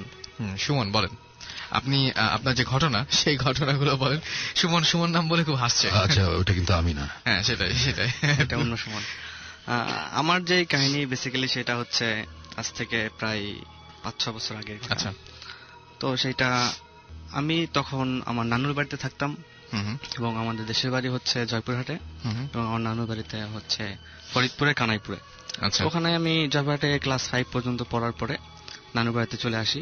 আসার পরে এখানে আমার নানুর ইচ্ছা ছিল যে আমি যেন মাদ্রাসায় পড়ে অনেক বড় কিছু একটা হতে পারি, এই ধরনের কিছু একটা। তারপরে আমি যখন মাদ্রাসায় ভর্তি হলাম, তো 1 ইয়ার আমি খুব ভালো মতনই ছিলাম ওখানে, কোনো প্রবলেম হয় নাই। জাস্ট আমি তারপর ওখানে পড়তেছি। তো আমাদের মধ্যে আমার একটা ফ্রেন্ড ছিল, রানা নাম, সে একদিন আমাদেরকে বলল যে ওখানে কানাইপুর থেকে 10-12 কিলোমিটার দূরে একটা রাজবাড়ি আছে, এই টাইপের একটা, ওখানে নাকি একটা আন্ধার কোঠা আছে নাম জায়গা, মাটির নিচে 7টা তালা আছে। আচ্ছা। তো খুবই ইন্টারেস্টিং একটা ব্যাপার, যেটা নিচে নাকি কেউ ঢুকতে পারে না। ঢাকা থেকে নাকি অনেক লোক গিয়েছিল ওখানে, কিন্তু কেউ ঢুকতে পারে নাই। 3 তালা পর্যন্ত যাওয়ার পর নাকি তাদের লাইট সব অফ হয়ে গেছিল। আচ্ছা। এরকম টাইপের একটা ব্যাপার ছিল। তারপর আমরা খুব ইন্টারেস্টিং হলাম এটা নিয়ে, চল আমরাও যাব। কবে যাব? শুক্রবারে যাব। শুক্রবারে বন্ধ ছিল মাদ্রাসা। তারপর আমরা এখন শুক্রবারে ওখানে রওনা দিলাম। তো রওনা দেওয়ার পর আমরা ওখানে যেয়ে পৌঁছলাম প্রায় 11:30টার দিকে। একদম যে দেখি সুশ্রাবণ নীরবতা গ্রামটা, কোনো মানুষজন দেখতেছি না। একটা চায়ের দোকান দেখলাম আশেপাশে, তো ওখানে গিয়ে বসলাম। দেখি একটা বৃদ্ধ লোক চা বানাচ্ছে। বললাম যে চা দেন আমাদের 5টা। বলছে তোমরা এখানে কোথা থেকে এসেছো? বললাম যে আমরা তো কানাইপুর থেকে আসছি। তো এখানে কি করতে আসছো? বলছে আমরা যে এখানে একটা যে আন্ধারকোঠা আছে ওটা দেখতে আসছি। আন্ধারকোঠা তো এখনো আছে? হ্যাঁ, এখনো আছে, কিন্তু ওটা আমি গত বছরে আমি গেছিলাম আমার নানা বাড়িতে, কিন্তু ওখানে যাই নাই। আমি শুনছি ওইটা নাকি ভেঙে ফেলা হচ্ছে। হ্যাঁ। আচ্ছা। এখনো পুরোপুরি ভাঙা হয় নাই। ওকে। তারপরে এখন বৃদ্ধ লোকটা বলতেছে যে এই জায়গাটা ভালো না, তোমরা চলে যাও। না, আমরা শুধু জাস্ট আধা ঘন্টা। তার মানে গ্রামবাসীও জানে যে জায়গাটা খুব সুবিধা না? হ্যাঁ, গ্রামবাসীরা ওখানে মানে আশেপাশে কোনো বাড়ি ঘরও হয় নাই, মানে কিছু কিছু বাড়ি আছে, কিন্তু জায়গাটা খুব বাজা টাইপের, মানে অনেক জঙ্গল এরকম। আচ্ছা। তারপরে আমরা ভিতরে গেলাম। ভিতরে যাওয়ার পর তারপর দেখতেছি যে অনেক বড় বাড়ি, অনেক জঙ্গল আছে, বড় বড় রুম। তারপরে আমার যে ফ্রেন্ডটা ছিল রানা, সে মানে আগে কয়েকবার গিয়েছে ওই জায়গায়, সে আমাদেরকে বলতেছে এটা এই রুম ছিল, এটা এরকম ছিল। দিনের বেলাতে? হ্যাঁ, দিনের বেলাতে, তখন 11:30 বাজে। তারপরে আমরা যখন চতুর্দিকে ঘুরলাম, ঘোরার পর এমন একটা জায়গায় আসলাম যে মানে মাঝখানটা একদম বাড়িটার 4 সাইড দিয়ে রুম গুলো এবং মাঝখানে একটা ফাঁকা জায়গা। ওখানে এসে আমরা দাঁড়াইলাম। দাঁড়ার পর আমরা সামনে মুভ করে সবাই দাঁড়ায় আছি। তখন আমার এক ফ্রেন্ড ছিল সবুজ, সে আমার ডান হাতটা চেপে ধরছে, বলে সুমন কি, পিছনে তাকাও। কি হয়েছে? তাকাও না। তাকাইলাম, দেখি একটা বৃদ্ধ মহিলা 70-80 বছর বয়স হবে, মানে ওই যে গোবর আছে না, গরুর গোবর, ওইটা হচ্ছে দেওয়ালে মানে চাপড়ি বানায়, ওটাতে জাল দেওয়া হয়, ওইটা দিচ্ছে। তারপর আমি আগে এগিয়ে গেলাম, যা বললাম যে বুড়িমা কি খবর, এখানে কোথায় থাকেন? কোনো অ্যান্সার নেই। বলছে যে এখানে কি আন্দার কোঠা আছে? বলছে তোমরা কোথা থেকে আসছো? বলছে আমরা তো কানাইপুর থেকে আসছি। এখানে কেন আসছো? এই জায়গাটা ভালো না, চলে যাও। বলছি আমরা তো জাস্ট 5 মিনিট শুধু দেখে চলে যাবো। বলছি না চলে যাও। তখন তার চোখ দেখে মানে আমাদের 5টা ফ্রেন্ডের যা কি অবস্থা হয়েছিল, যে এতটা ভয় জীবনও পাই নাই। তাকানোর মধ্যে একটা ব্যাপার ছিল, তাকানোর ভাবটা এবং চোখ দুটা সম্পূর্ণ লাল, এবং দিনের বেলাতে তাও অবিশ্বাস্য, যেটা ভাবা যায় না। তারপরে এখন আমরা বলে ঠিক আছে আমরা চলে যাচ্ছি। আমি বললাম যে প্যাক আপ, চলে যাই। তারপরে যখন বাইরে হলাম তখন যে আমাদের এক ফ্রেন্ড বলতেছে আরে দূর হয়ে কিছু না, চলো ওই পিছনে একটা রাস্তা আছে ওটাতে যাবো। তো আবার ঘুরে পিছন দিয়ে আসলাম, যে আসছে যখন দেখে যাই কি আছে। ঢোকার পর একটা সিঁড়ি পেলাম, সিঁড়িটা পাওয়ার পর সিঁড়িতে আমরা উপরে উঠলাম, দোতলায় উঠলাম, এবং প্রত্যেকটা রুমের সাথে প্রত্যেকটা রুমে অ্যাডজাস্ট দরজা আছে। আচ্ছা, যে একটা রুম থেকে পুরাটা রাজবাড়িটা পুরাটা সম্পূর্ণটা ঘুরে দেখা যাবে, এবং অনেক লতাপাতা আছে, মাথা নিচু করে যেতে হয় কোনো কোনো রুমে।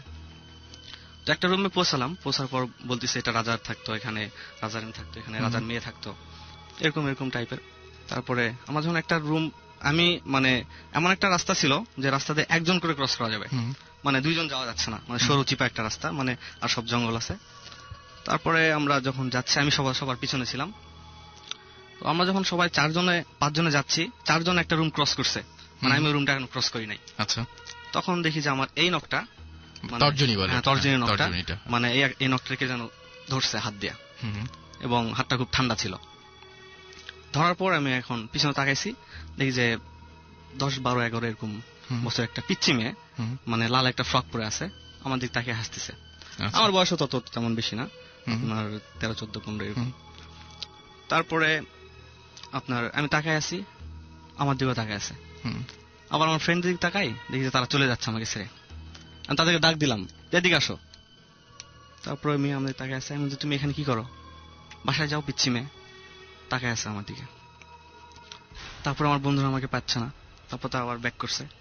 ব্যাক করার পর আমি কয়েকবার চেষ্টা করছি তারা হাতটা ঝেড়ে ফেলার জন্য, বাট এত শক্ত করে ধরে আছে আমি হাতটা মানে ঝাড়িতে ফেলতে পারতেছি না। তারপরে যখন আমার ফ্রেন্ডরা চলে আসছে আমার কাছে, দেন সেই সময় আমি এমন জোরে ঝাড়ি মারছি যে আমার হাত থেকে আমার হাতটা ছুটে গেছে। তারপরে বললাম কি হয়েছে? যে একটা মেয়ে দেখলাম। কই দেখলি? যে আমার হাত চেপে ধরছে। তাই নাকি? চল পালাই। তারপর তো আবার অন্য রাস্তা দিয়ে আমি বের হলাম, বের হয়ে ওখান থেকে মানে সঙ্গে সঙ্গেই চলে আসছি, আন্ধারকোঠার দেখি নাই, ঠিক আছে, ওই রুমের কাছে যাইনি আমরা। তারপরে চলে আসার পর বাড়িতে আসলাম। বাড়িতে আসার পর দেখি যে আমার আঙুলটা ফুলে গেছে এবং সম্পূর্ণ এখানে 4টা নখের দাগ, মানে একদম ক্লিয়ারলি বুঝতে পারা যাচ্ছে। আমাকে এসে বললাম দেখো তো এটা কিসের দাগ? বলছে তো কে ধরছিল হাত? আমার একটা ফ্রেন্ড ধরছিল। যে আমরা ধরে নাকি কেউ, লাল হয়ে গেছে এবং সারাটা রাত মানে নখের যন্ত্রণা আমি ঘুমাতে পারি নাই। তারপরে এখন সকালবেলা চলে গেলাম মাদ্রাসায়, যাই হুজুরকে বললাম যে হুজুর এই ঘটনা ঘটছিল। আর কাউকে বলছো? না কাউকে বলি না, আম্মুকে বলছি। আর কাউকে বলো না, তুমি বাসায় যাও, আমি রাতে তোমার বাসায় যাবো। তারপর ক্লাস করার পর আমি যখন বাসায় আসবো 3টার দিকে, আমার বন্ধুরা বলতেছে আজকে পিকনিক আছে, তুমি থাকো, আমরা 10-12 জন আছি, কেউ নাই হোস্টেলে, পিকনিক করবো, তুমি থাকো। আমি তোমাকে তো বড় হুজুর বলছে চলে যেতে। আমি বললো যে তুমি যেন পিকনিক না করতে পারো এই জন্য তোমাকে চলে যেতে বলছে। তাই নাকি? আচ্ছা ঠিক আছে আমি থাকবো। তারপরে আমরা 1টা পর্যন্ত অনেক আনন্দ করলাম, খাওয়া দাওয়া করলাম। খাওয়া দাওয়া করার পর তারপরে সবাই মাত্রই শুইছি। সেই সময়টায় আমি বললাম ঠিক আছে তোমরা থাকো, আমি একটু বাথরুম থেকে আসি। তারপর দোতলা থেকে নিচতলায় নামলাম। নিচতলায় নামার পরে তারপর যখন বাথরুমের দিকে মানে বাথরুমে গেলাম, যাওয়ার পর ওখান থেকে যখন বের হয়েছি, বের হওয়ার পর মানে কেন জানি আমার চোখটা আটকে গেছে একটা জায়গায় গিয়ে। দেখি যে আমাদের একদম যে মসজিদটা আছে, মসজিদটার একদম মানে কিনারে একটা পা দিয়ে, এবং একটা পা হচ্ছে আমাদের মাদ্রাসার 2টা বিল্ডিং এর পাশে একটা শিমুল গাছ আছে, ওই শিমুল গাছের ঘোরা একটা পা দিয়ে একটা মানুষ দাঁড়িয়ে আছে, এবং বিশাল লম্বা, এবং যার মুখ দেখা যাচ্ছে না, অনেক বড়। মানে আমি ওর দিকে তাকায় মানে আমি একদম মানে আমার অবস্থা শেষ। এবং তখন আমি ওখানে একদম জ্ঞান হারাই ফেলছি। জ্ঞান ফেলানোর পর তারপরে যে ঘটনাগুলো ঘটছে সেগুলো আমি আমার বড় হুজুরের কাছ থেকে শুনছি এবং আমি সেই ঘটনাটা জানতে চাচ্ছি যে আপনি সেগুলো মেল করেছিলেন এবং আপনার বড় হুজুর আপনাকে যে ঘটনাগুলো বলেছিলেন এইটুকু হচ্ছে মানে আমি যতটুকু জানি, যতটুকু আপনি একদম রিয়েল যেটুকু। আর তারপরেরটুকু আমার ফ্রেন্ডের কাছ থেকে পরে শুনছি, ওরা আমাদের মাদ্রাসার স্টাফদের কাছ থেকে শুনছি যে সত্যিটা সত্যি ছিল কিনা। তো আমাদের মাদ্রাসার পাশে ছিল একটা ইটের ভাটা এবং ওখানে লাইট জ্বলতো সব সময় এবং অনেক টাওয়ারে বড় একটা টাওয়ার ছিল, ওখানে লাইট ছিল। ওই লাইটের আলোতে দেখা গিয়েছিল যে আমি যখন অনেকক্ষণ আধা ঘন্টা পরও আসতেছি না রুমে ফিরে, তখন আমার ফ্রেন্ডসরা সবাই বের হয় যে কোথায় গেল সুমন। দেন তখন আমাকে খুঁজে দেখে যে আমি কোথাও নেই। তারপরে হুজুর বের হলো, বের হওয়ার পর দেখে যে আমি ওই শিমুল গাছের উপরে বসে আছি। আপনাদের ওখানে যে শিমুল গাছটা ছিল, এবং শিমুল গাছটা খুব প্রকাণ্ড, মানে অনেক বড় একটা ছিল, মানে 3-4 জন মিলে সেটাকে মানে হাত দিয়ে ধরতে পারে না এরকম, এবং অনেক উঁচু ছিল, প্রায় 2-3 তলার মতন উঁচু ছিল। তারপরে যখন ওখানে থাকি, ওখানে প্রায় আধা ঘন্টা আমি ছিলাম। থাকার পর তো হুজুর টুজুর সবাই বের হয়েছে, বের হয়ে অনেক দোয়া দুধ পড়ছে এবং শুনছি যে একটা হুজুর মানে গাছের চারদিকে দাগ টানছে। টানার পরে অনেক আধা ঘন্টা পর আমি গাছ থেকে পড়ে যাই নিচে, মানে অর্ধেক পর্যন্ত মানে নেমে আসি এবং 30 সেকেন্ডের মধ্যে প্রায় গাছের অর্ধেক পর্যন্ত নেমে আসি। তারপর হঠাৎ করে নিচে পড়ে যাই। পড়ে যাওয়ার পর আমাকে দেখা যায় যে আমার পা থেকে মাথা পর্যন্ত কপাল টপাল সম্পূর্ণ জায়গায় রক্তাক্ত, মানে কেটে গেছে, কোনো জায়গায় ছিঁড়ে গেছে, পাঞ্জিয়ে পড়েছে। শিমুল গাছে তো কাটা থাকে। হ্যাঁ, কাটা থাকে, অনেক কাটা থাকে এবং গাছটা অনেক পুরানো একটা গাছ ছিল এবং ওই গাছটা মানে খুবই খারাপ একটা গাছ ছিল এবং যেহেতু মাদ্রাসার পাশে গাছ এই জন্য খারাপ ছিল। তারপরে এখন এরকম, তারপরে আমি অজ্ঞান হয়ে যাই। আমাকে তারপর রক্ত মুছা নেওয়ার পর হাসপাতালে নিয়ে যাওয়া হয়। তারপর ওখান থেকে তারপর নেক্সট দিন বাড়িতে নিয়ে আসা হয়। বাড়িতে নিয়ে আসার পর তারপরে আমি মানে 2-3 দিন কোনো জ্ঞান ছিল না আমার, অজ্ঞান হয়েছিলাম। কিন্তু তারপরে আমি যখন আস্তে আস্তে স্বাভাবিক হতে থাকি, তখন কিছুদিন পর পরে আমার প্রবলেম দেখা দেয়। কিন্তু আরেকটা কাহিনী যে আমাকে তখন মানে বাসায় নিয়ে আসার পর যে আমাদের ওখানে একটা হুজুর ছিল, পীর সাহেব বলে, ওনার কাছে নিয়ে যাওয়া হয়েছিল। নিয়ে যাওয়ার পর উনি নাকি, আমি সেটা শুনছি পরে, যে আমার নাকি একটা পরীতে ধরছিল, মানে পরীতে আসর করছিল, যে তারপরে ওখান থেকে অনেক কিছু করার পর ওটা পরীক্ষা থেকে আমার তাবিজ করে দেওয়া হয়েছিল। ওকে, মানে আপনার এই ঘটনা তো সবাই অনেকেই দেখেছিল, যে অনেকেই, এবং আমার ফ্যামিলি সবাই। গাছে উঠতে জানতেন? না, আমি গাছে উঠতে পারতাম না। এটা হচ্ছে সবচেয়ে মজার ব্যাপার, যে আমি আম গাছে উঠতে পারতাম না, ছোট একটা আম গাছে। সেটাই, এবং এটা আপনাদের মাদ্রাসার সবাই দেখেছিল? সবাই দেখেছে, আমার ফ্যামিলি সবাই, অনেক সবাই জানে। তারপরে হচ্ছে আমি যখন ওখান থেকে, তারপরে আমি আর হোস্টেলে থাকলাম না, বাসায় চলে আসলাম। তখন আমি সম্পূর্ণ সুস্থ। ওকে, তাবিজ দেওয়ার পর আমি সম্পূর্ণ সুস্থ হওয়ার। এখন কি সুস্থ আছেন? হ্যাঁ, এখন সুস্থ আছি, last 3 years. Okay, thank you আমাদের সাথে আপনাদের এই ঘটনা শেয়ার করার জন্য। অসংখ্য ধন্যবাদ আপনাকে। আমাদের সাথে আরো একজন গেস্ট আছেন, আমাদের রেগুলার আমাদের সাথে কয়েকদিন এসে আমাদেরকে অনেক ধরনের মানে ভালো ভালো ঘটনা, এক্সপেরিয়েন্সের কথা বলেছেন, কিন্তু মানে ইটস টাইম টু গো, না? জি ভাই, টাইম টু গো আজকে, এটাই লাস্ট উইক আর কি। তারপর নেক্সট কবে ঢাকা আসবে এটাই শিওর না। আপনি তো প্রতি বছর একবার করে আসেন। এবার অ্যাকচুয়ালি ভাইয়া গিয়ে তো অনেক কিছুই প্ল্যান আছে। ইনফ্যাক্ট এবার ভৌতিক টিমের সাথে ইনভলভ হওয়ার পর ইনফ্যাক্ট আমারই প্ল্যান আছে যে আমি নিজে গিয়ে কিছু যদি পাই, তাহলে সুমন ভাই বা কারো একজনকে মেল করবো, যদি it's interesting and if they decide to come to Australia. But আপনি স্ট্রিমিং এর মাধ্যমে শুনতে পারবেন এই শোটা, একদম ওখানে বসেই শুনতে পারবেন। জি, আমি ইনফ্যাক্ট আমার ফেসবুকে একটা রিকোয়েস্ট আসছে যে বাইরে থেকে কেমনে শোনা যায়। না, আমি দেখলাম যে বেশ কিছু এরকম সাইট দিয়ে দিয়েছে যেটা রেকর্ডেড ভার্সন পাওয়া যায়, এরকম ধরনের সব দেখলাম যে আছে বেশ কিছু এরকম। সো আপনার কাছে কি আর কোন ধরনের ঘটনা আছে আজকে? ওয়েল, অ্যাকচুয়ালি গতকাল রাত্রে একটা ঘটনা ঘটেছে, but just before I continue, ভাই আমার একটা ফ্রেন্ড লিসেন করছে, তাকে হাই বলতে হচ্ছে। তার নাম হচ্ছে শোভন। তো hi Shovon, hope you are listening. Hi Shovon, আমরা সবাই বললাম একবার হাই শোভন। তো এনিওয়ে ভাই, গতকালকের ঘটনাটা বেসিক্যালি হচ্ছে আমার এক ফ্রেন্ডের বাসায়, ঠিক যার বাসায় লাস্ট উইকে যে আমি চ্যানেল চেঞ্জের ঘটনাটা বলেছি, ওই ফ্লোরেই একটা মানে ছেলে থাকে, আমার ফ্রেন্ডের কাজিন। তো মানে এটা ঘটনাটা আমার সাথে এবং জিবরান ভাইয়ের সাথে। জিবরান ভাই কালকে ছিলেন তাহলে? হ্যাঁ, মানে আমি আর উনি আর কি ভিকটিম, স্যাডলি। তো বেসিক্যালি ওই ছেলেটা যখনই নিচে আসে, এন্ড এটা মানে জিবরান ভাই প্লাস আমি মানে দুইজনাই একটা প্রেজেন্স ফিল করি সব সময়, মানে এবং এট টাইমস জিনিসগুলি দেখা দেয়, একটা কালো ফিগারের মতন দেখা দেয়, আবার মানে স্প্লিট সেকেন্ডের মধ্যে নাই, বাট ফিল করতে থাকি সবসময় আশেপাশে ঘুরতেছে। এবং ওই ছেলেটা আসলে এটা সবসময় ঘটে। তো এবং এর মধ্যে মানে অনেক সময় ওই বাসায় অনেকেই দেখেছে যে জাস্ট আলোর একটা মানে জাস্ট একটা ফ্ল্যাশ দেখে যে কোনো সব জায়গায়, মানে ছাদে দেখে, ওয়ালে দেখে, চোখের সামনে দেখে। আমি যেরকম একবার দেখেছিলাম আমার লাইফে, একবারই শুধু দেখেছিলাম যে আয়নায় লাইট পড়লে যেরকম হয় না, জি জি জি, ওইরকম ধরনের জিনিস দেখেছিলাম। ক্যামেরার ফ্ল্যাশ আছে না, ওইরকম দেখি, ওইরকম আর কি ফ্ল্যাশটা কিছুটা। তো বেসিক্যালি স্টোরিটা মানে শুরু হয় আমাকে দিয়ে, দেন এন্ডিংটা হয় জিবরান ভাইকে দিয়ে। তো ফার্স্টলি যেটা হয় যে আমার ফ্রেন্ড বললো যে দোস্ত রুম থেকে একটা জিনিস নিয়ে কি জানি বলছে। আমি রুম থেকে গিয়ে আনার সময় মানে আমার চারিপাশে মানে মনে হচ্ছে একটা কেউ মানে গরম একটা বাতাস ঘুরতেছে মনে হচ্ছে এরকম। এমনি কিন্তু গত রাতে বেশ ঠান্ডা ছিল। তো আমি তখনই মানে সুর, এবং ওই মানে সবচেয়ে মজার ব্যাপার হচ্ছে ওই ছেলেকে দেখলে আমি সুরে পড়া শুরু করি, মানে এই পর্যায়ে হিজ মানে আমার কাছে লাগে। এনিওয়ে, তো আমি সুরা পড়তে পড়তে হঠাৎ মানে বারান্দায় বসেছিলাম, তো আমি জানলার দিক তাকালাম এবং মাটিটা কিন্তু পুরো প্লেন। আচ্ছা, and the next thing I know, আমি জাস্ট মাটিতে মানে ধাপ মানে পুরো চেহারা শুদ্ধা মাটির মধ্যে বাড়ি খেয়েছি, পড়ে গেছি কোনো কারণ ছাড়া। মনে হলো যে পায়ের মধ্যে একটা কিছু এসে ঠেলা দিছে আমাকে। আচ্ছা, এবং আমি বাড়ি খাওয়ার সাথে সাথে জিবরান ভাই উঠলো, উঠে মানে সেও কি বুঝতেছে না কি, আমিও বুঝতেছি না আমি কেন পড়ে গেলাম। তো মানে এটা আর কি কোনো এক্সপ্রেশন পাইনি আমরা, কারণ ওই পুরো মাটিটা ফ্ল্যাট এবং আমি জুতা মানে হোঁচট খেয়ে পড়ার কোনো কারণ নাই, মানে পড়ার কোনো কারণ নাই। এটা দিয়ে আর কি আমাকে দিয়ে শুরু হয়েছে, এন্ড দেন মানে story moves on to Jibran ভাই। ওকে, জিবরান ভাই কি অবস্থা তারপরে? Honestly speaking, এখনো আমি পুরো জিনিসটা বুঝে উঠিনি। আচ্ছা, যেটা হয় কি, ছেলেটা he doesn't know that there are things with him, সে জানে না। আচ্ছা, he is not even aware. যখন আমরা বলি যে there is something with you, মানে এমনি দুষ্টামি করে বলছিলাম, তো তখন মানে ওই ছেলেটা উপরে থাকে, আর রেজা আর আমাদের ফ্রেন্ড ওরা দুজন আগেবার এক্সপিরিয়েন্স করে আসছে। সো আমি প্রত্যেক সময় যখন হয় তখন I just ignore it, I don't want to know ওই জিনিস ব্যাপারে, ইগনোর করার চেষ্টা করি, কারণ আই রিয়েলি নট, তখন আমি টায়ার্ড হয়ে যাই। সো কালকে এসে দেখলাম যে যখন রেজা এই ট্রিপটা হওয়ার পরপরই দেখলাম যে থিংস স্টার্ট গেটিং মানে লিটল অফ। হঠাৎ করে দেখি আই লস্ট মাই টেম্পার, মানে এরকম হচ্ছে। আচ্ছা, মানে আই শাউটেড আউট একটা সিম্পল কোয়েশ্চেন, এখন কি করবো, চিল্লালাম আমি, দ্যাটস নট মি। কোয়েশ্চেনটা করছিলাম কিন্তু আমি, ঠিক আছে মানে চিৎকার করে, ওকে, তারপর সাথে সাথে রিয়েলাইজ করলাম সরি, ঠিক আছে, সো নট এ প্রবলেম, যাও। তারপর সবাই আমরা ঘুমাতে চলে যাই।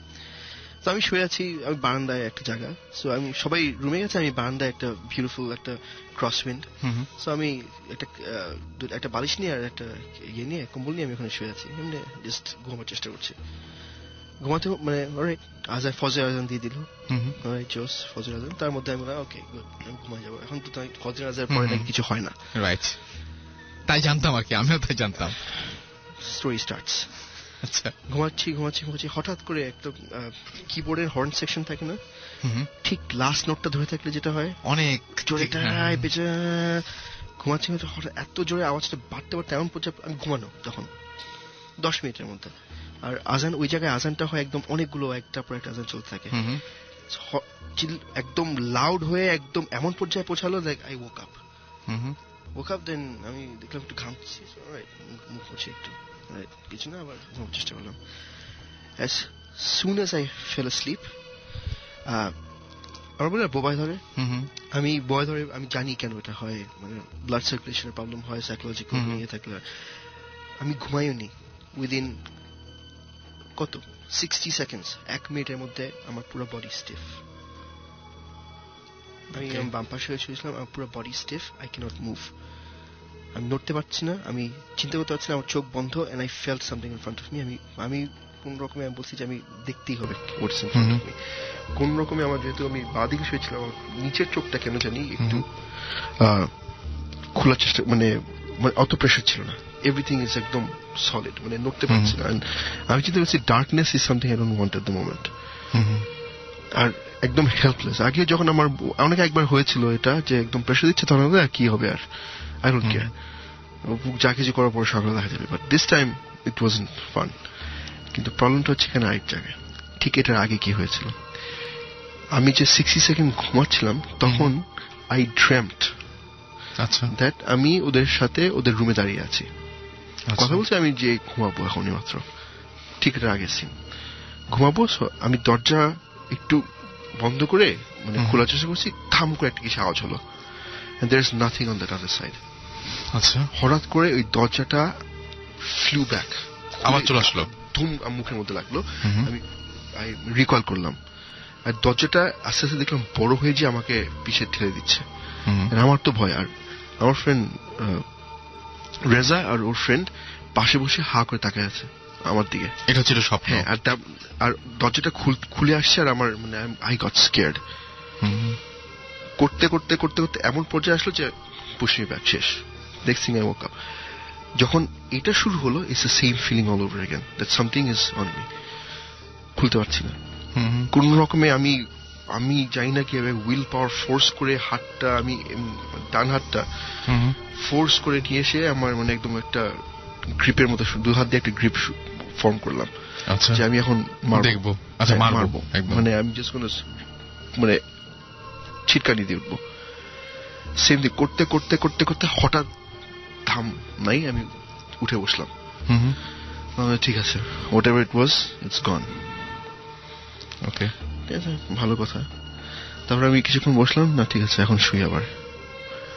কিছু কি মানে ওয়ার্স ইজ গন। শুলাম 5 মিনিট, মানে কোন রকমে জাস্ট চোখটা লাগলো, হাই পিচ নয়েস। তখন স্বপ্নের মধ্যে মানে আমি যাই না, তখন দেখি যে ছেলেটা ছিল সে এসে আমার সামনে দিয়ে নাচতে নাচতে চলে গেল। এটা একদম সামনাসামনি দেখলাম এখন নাচতে নাচতে চলে গেল, মানে in his own funny manner করলাম। সো তখন মানে আর কিছু বলার নাই। তখন আমি উঠতে চেষ্টা করবো, then suddenly the same thing all over again. আচ্ছা, আর এবার শাকি মনে আছে একবার যে মনে হচ্ছিল যে তোর একটা প্লেন এসে চলে গেছে, তোর everything was taken away from you. That was because আমি গাঞ্জা খাইছিলাম। সেম ফিলিং, মানে আমার ভুল হচ্ছিল যে আমাকে পুরো একদম ভেতর থেকে হোয়াট এভার মাই সোল একদম টেনে নিয়ে যাচ্ছে, একদম বের করে নিয়ে যাচ্ছে। আচ্ছা, I don't know how this happens, মানে স্পেস অফ, এটা কিন্তু এক্স্যাক্টলি স্পেস অফ 10 মিনিট। আচ্ছা, টেনে নিয়ে যেতে যেতে যেতে আবার কোন রকমে আমি ধরে রেখে I force my self back, না মানে সুরাটুরা পরে ওখানে সুরাটুরা পরে, এন্ড তখনও আই ক্যানট মুভ, আমার পুরো বডি আবার আটকানো, আই ক্যানট মুভ। তা কোন রকমে টেনে ভেঙে উঠলাম, উঠে বললাম যে এবার থাকা যাবে না, I have to get Reza. He is the only person I know who felt this. উঠে যে আমি রুমে ঢুকলাম, রুমে ঢুকে দেখি রেজা বসে আছে, ওই ছেলেটা ঘুমাচ্ছে, ওই যে ছেলেটার সাথে problem. What is he doing here? আমি যাই না, এসে ঘুমাই গেছে আমার জায়গা দখল করে। আচ্ছা, তখন বলছি যে you gotta do something about this. আমার যা হয়েছে সাথে সাথে I don't know, I'm talking to him, সাথে পিছনে আমাকে কেউ গ্র্যাব করলো, টান দিয়ে নিয়ে গেল। নেক্সট থিং আমি আবার উঠলাম। ও আচ্ছা, মানে স্বপ্ন, মানে অর্ধেক ঘুম অর্ধেক স্বপ্ন, মানে স্বপ্নের ভিতর স্বপ্ন। তুই কি ইনসেপশন থেকে ঘুমাইছিলি? হ্যাঁ, মানে কেমন যেন স্বপ্নের মধ্যে স্বপ্ন এরকম মনে হচ্ছে। একসময় ইনসেপশন দেখলে যেটা হয় যে একসময় কোনটা রিয়েলিটি কোনটা হচ্ছে dream. I really wish it was.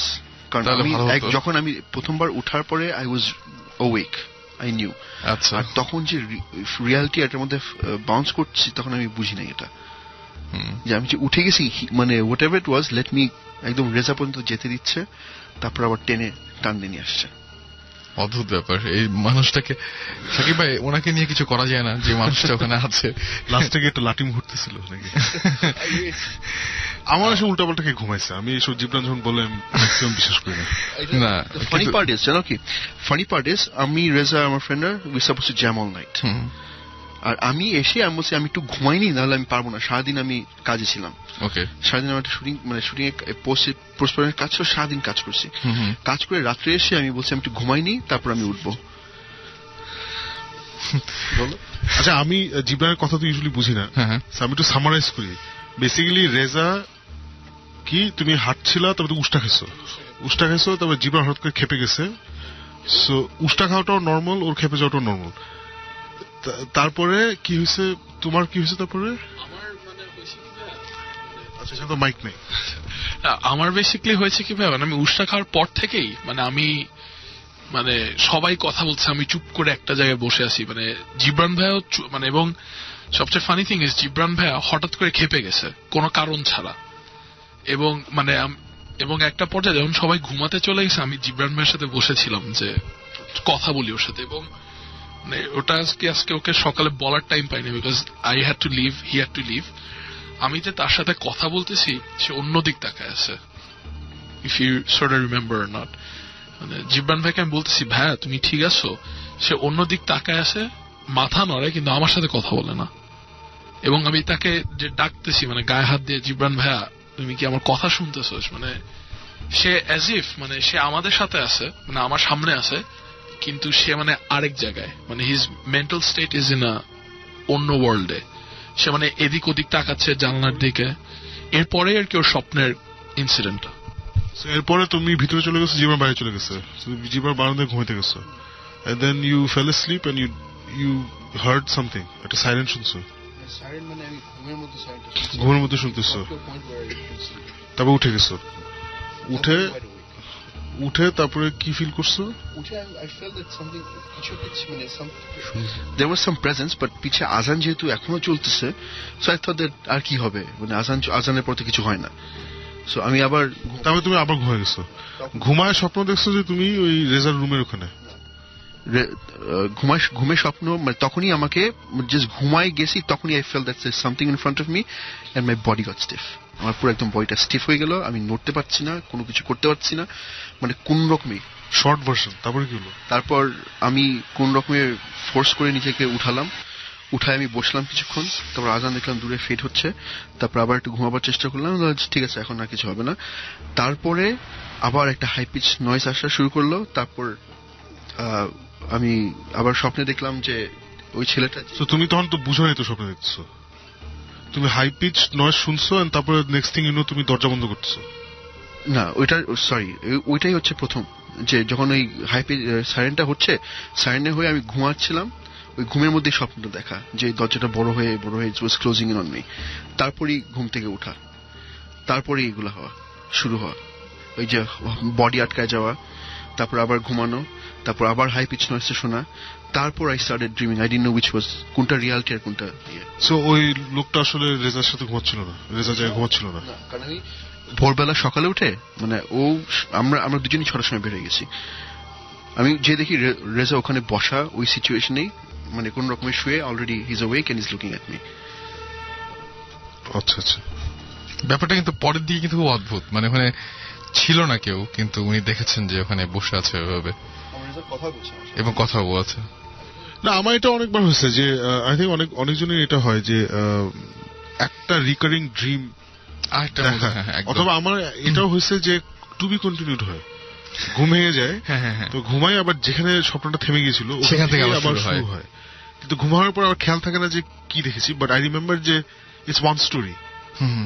So ওগুলো interesting thing. In last almost 2 years আমার ঘুম থেকে ওঠার পর একটা স্বপ্ন মনে নেই। এটা স্বাভাবিক যে মনে থাকবে না। I don't remember a single dream. This was the first time আমি কিছু দেখে। হ্যাঁ মানে ওই বাসায় সেম কাহিনী আমার ফ্রেন্ডের সাথে একটা ঘটেছে, মানে জিবরান ভাইটার মতনই, যে সে স্বপ্নের মধ্যে যে একটা আরেকটা স্বপ্ন দেখছে, যে সে প্রথমে আমাদের সাথে কথা বলছে, তারপর সে আবার সে কাউচে শুয়ে আছে। আচ্ছা, আমার ফ্রেন্ড স্বপ্ন দেখছে যে প্রথমে সে একটা স্বপ্ন দেখতেছে যে সে তার সব ক্লোজ মানুষ, স্পেশালি মি, মানে আমি, তারপর জিবরান ভাইয়া, তাকে ছেড়ে চলে যাচ্ছি। এবং এটা পরে মানে আমরা মানে বের করলাম যে বেসিক্যালি তার মানে এখন যদি আপনার কাছের মানুষ আপনাকে ছেড়ে চলে যায়, মানে আপনি মেন্টালি অনেক উইক হয়ে যান, মানে আপনার সব ডিফেন্সেস নেমে যায়, বুঝছেন? তো এই স্বপ্ন সে ফার্স্টলি দেখলো। তো যখন আমি মানে, এবং সে আমার ক্লিয়ার বলছে, দোস্ত তুই লাস্টলি বলছিলি যে দোস্ত আমি গেলাম, তোকে আর আমার লাগবে না, এটা বলে আমি নাকি চলে গেছি সবার শেষে। এবং যখন মানে এটা দেখার পর সে ঘুম ভাঙছে, তার ঘুম ভেঙে দেখে সে তার রুমে, এবং মানে টিপিক্যালি সবার মানে সব স্টোরিতে যেটা শুনি যে একটা কালো ফিগার, ওইটাই আর কি। তো সে দেখতেছে মানে অন্ধকারের মধ্যেও ওই ফিগারটায় দেখা যাচ্ছে, মানে খুব ধোঁয়া যেমনি উঠে না, ওই রকম আর কি ফিগারটা মানে এসে তার পাশে এসে শুলো, এবং সে মানে নড়তে পারতেছে না, এবং তার চোখগুলি নাকি খুব মানে নীল মতন, ক্রিস্টাল, মানে আমি যে হাতে আংটিটা পরে আছি কিছুটা এরকম কালারের, ক্রিস্টাল ব্লু এর মতন। এবং সে খুব মানে যে জিবরান ভাই যে হাই পিচ ভয়েস, খুবই চিকন একটা ভয়েসে তার সাথে কি বলার চেষ্টা করলো, এন্ড যখন সে বলা শেষ করতেছে তখন তার চোখটা আস্তে আস্তে লাল হয়ে গেছে এবং সে ধোয়ার মধ্যে দিয়ে আমার ফ্রেন্ডকে মানে চাপ দিয়ে এবং আমার ফ্রেন্ড বলছে তোর মনে হচ্ছে বিছনার সাথে মিশে যাচ্ছি। আচ্ছা, তারপর সে অনেকক্ষণ সুরা টুরা করে সে ভাবতেছে এইটাই আর কি রিয়ালিটি, কিন্তু অনেকক্ষণ সুরা টুরার পর সে যখন ঘুম থেকে উঠছে চোখ খুলে দেখে সে তার রুমেই এবং সকাল হয়ে গেছে। আচ্ছা, তো এই যে স্বপ্নের মধ্যে দিয়ে স্বপ্ন, তো পরে আর কি আমি আরো যেটা রিসার্চ করে বের করছি, যেটা অবভিয়াসলি হয়তো সুমন ভাইয়েরা সাকিব ভাইরা জানবে, বা সেটা হলো ওরা যদি এসব জিনিস আছে জিন বা স্পিরিট যেটা আমরা বলি, এটা আমি বিশ্বাস করি, এবং ওরা অ্যাটাক করতে হলে আগে আপনাকে মেন্টালি উইক করে দেয়। বিকজ অ্যাজ বিং মুসলিমস আমরা সবসময় সূরার সাথে আমাদের একটা চলাচল আছে, সূরা পড়িয়া নল, এবং ওইটা পড়লে তারা কিছু ওইভাবে করতে পারে না। সো তার আগে আপনাকে মেন্টালি উইক করে দেন তারা এইভাবে অ্যাটাকটা করে। ওকে, এন্ড আমার ফ্রেন্ড সকালে ঘুম থেকে ওঠার পর সে 4 ঘন্টা নড়তে পারে নাই, সে জাস্ট স্টিল হয়ে বসেছিল। বুঝতে পেরেছেন, ওই বাসায় আর কি এরকম অনেক স্টোরিজ ঘটেছে আমাদের সাথে। মেক সেন্স, কারণ আমি সহজে ভয় পাওয়াটা হয় না আমার, because I am used to this staff. অনেকদিন পরে অ্যাকচুয়ালি ভয় পেয়েছেন, ভয় পেয়ে কয়েক ফোল্ড। প্রথমে স্বপ্নটার মধ্যে ভয় পেয়ে তখন বুঝলাম যে now that is seizing it make sense, যে প্রথমবার যে দরজা খুলে আমার মুখের মধ্যে লাগা শুরু করলো, দরজাটা বড় হতে থাকলো, আমি for some reason I was afraid that ওই দরজাটা আমাকে একদম গলার সাথে লাগিয়ে শেষ করে হবে। তারপরে যখন উঠলাম, যখন বডি মুভ করতে পারলো না, তখন তো আমার কোনো আসে যায় না, আগের বার দেখা যাবে, এবার আই কুডন্ট টেক ইট, এত হেল্পলেস পয়েন্টে। সো আমরা তো প্রায় শেষের দিকে চলে এসেছি। সুমন ভাই, লাস্টে যদি কোনো ঘটনা থাকে বা কিছু যদি আজকে শেয়ার করার মতো থাকে ঘটনা। আচ্ছা, ছোট একটা ঘটনা, সেটা হচ্ছে যে আমার এক সিনিয়র ফ্রেন্ড, আমার অনেক সিনিয়র, উনি ঘটনাটা আমাকে বলেছিলেন। আচ্ছা, তাদের বাসা হচ্ছে পুরান ঢাকায়, এবং ওই বাসায় উনি থাকতো হচ্ছে ছাদের উপর একটা ছোট একটা রুমের মধ্যে, এবং রুমটা ছিল প্রচন্ড ছোট, এতই ছোট যে ওখানে একটা সিঙ্গেল বেড বেছানোর পরে অ্যাকচুয়ালি সেরকম কোনো জায়গা ছিল না। আচ্ছা, ওখানে উনি একা ঘুমাতো। আচ্ছা, তা একদিন রাতে ওই চিলেকোঠা টাইপের ওই ঘরটা যেটা, ওখানে সে শুয়ে শুয়ে বই পড়ছে আর কি, আর ওই সময় খুব গরম পড়েছিল, তো ওই দরজাটা একটু হালকা খোলা ছিল, চিলেকোঠার দরজাটা, সো দ্যাট বাতাস আসা যাওয়া করতে পারে। আচ্ছা, সো উনি শুয়ে শুয়ে বই পড়ছে, তো বই পড়ছে এবং তার পিছনে শুয়ে শুয়ে বই পড়ছে, তো সো হঠাৎ করে তার মনে হয়েছে কি যে দরজাটা একটু খোলা, মনে হলো যে ছাদের মধ্যে কেউ একজন তার দরজাটা ক্রস করলো আর কি, লেফট সাইড থেকে রাইট সাইডে কেউ একজন হেঁটে চলে গেল। একটা ফিল হয় না যে কেউ একটা হেঁটে গেল, সে বই পড়ছে, হঠাৎ করে তাকানোর পর দেখলো যে না, কেউ নাই। আবার বই পড়া শুরু করলো, তারপর আবার মনে হলো যে না, আবার বোধহয় রাইট সাইড থেকে আবার লেফট সাইডে কেউ হেঁটে চলে গেল। আচ্ছা, এরকম 2-1 বার হওয়ার পরে তারপর সে একটু টেনশনে পড়ে গেছে তখন। আর রুমটা এতই ছোট যে বিছানার যেখানে পা থাকে, পায়ের পরে হচ্ছে দরজাটা, সো পা দিয়ে ঠেলা দিলে দরজাটা পুরোপুরি খুলে যায় আর কি। আচ্ছা, তখন সে পা দিয়ে ঠেলা দিয়ে দরজাটা খুললো, সে শুয়ে আছে ওখানে। ফার্স্টে মনে করলো যে ওই ছাদে হয়তো বা কেউ এসেছে আর কি, এরকম একটা কিছু।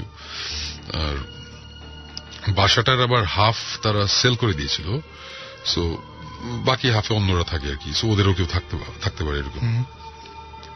কিছুক্ষণ পরে সেই বই পড়ছে, এবার সে স্পষ্ট দেখলো যে আবার এক সাইড থেকে আরেক সাইডে একটা মহিলা, এবং পুরো কালো শাড়ি, কালো ব্লাউজ পরা, পুরোপুরি কালো কাপড় পরা একটা মহিলা আস্তে আস্তে হেঁটে চলে যাচ্ছে, এবং চুলগুলা খোলা এবং অনেক লম্বা চুল। এটা দেখেই সে সাথে সাথে তখন ভয় পেয়েছে এখানে, ওদের যেই বাসার হাফ যাদের কাছে সেল করে দিয়েছে, ওদের ওখানে এরকম কোন মহিলা থাকে না, ওদের সবাইকে তারা চিনে খুব ভালো করে, সেটাই একদম। তখন সে ভয় পেল, এবং ওই তার বিছানার নিচে একটা টাইপের ছিল, ওই ছুরি টাইপের একটা জিনিস ছিল বড়। ওই সময় ওই পুরান ঢাকার ওই জায়গাটা খুব ডাকাতি হতো তখন, ওই যে সবাই প্রোটেকশনের জন্য আর ফায়ার আর্মস কেউ রাখতে পারে না লিগালি, সো এই টাইপের জিনিসপত্র রাখতো, যে হাতের কাছে প্রাথমিক ভাবে ওটা খাটের তলেই ছিল। সাথে সাথে সে ওটা ধরেছে, সেটা তখন সে ভয় পেয়েছে যে এটা কি হচ্ছে, এরকম তো হওয়ার কথা না। আস্তে করে সে উঠে আস্তে করে ছাদে যায়, এবং ছাদে গিয়ে দেখে রেলিং এর কাছে পাশের বাসার দিকে ওই মানে তার পিঠটা দেখতে পাচ্ছে মহিলাটার, ব্যাক সাইডটা, যে একটা মহিলা দাঁড়ানো, লম্বা চুল এবং কালো কাপড় পরা একটা মহিলা দাঁড়িয়ে আছে।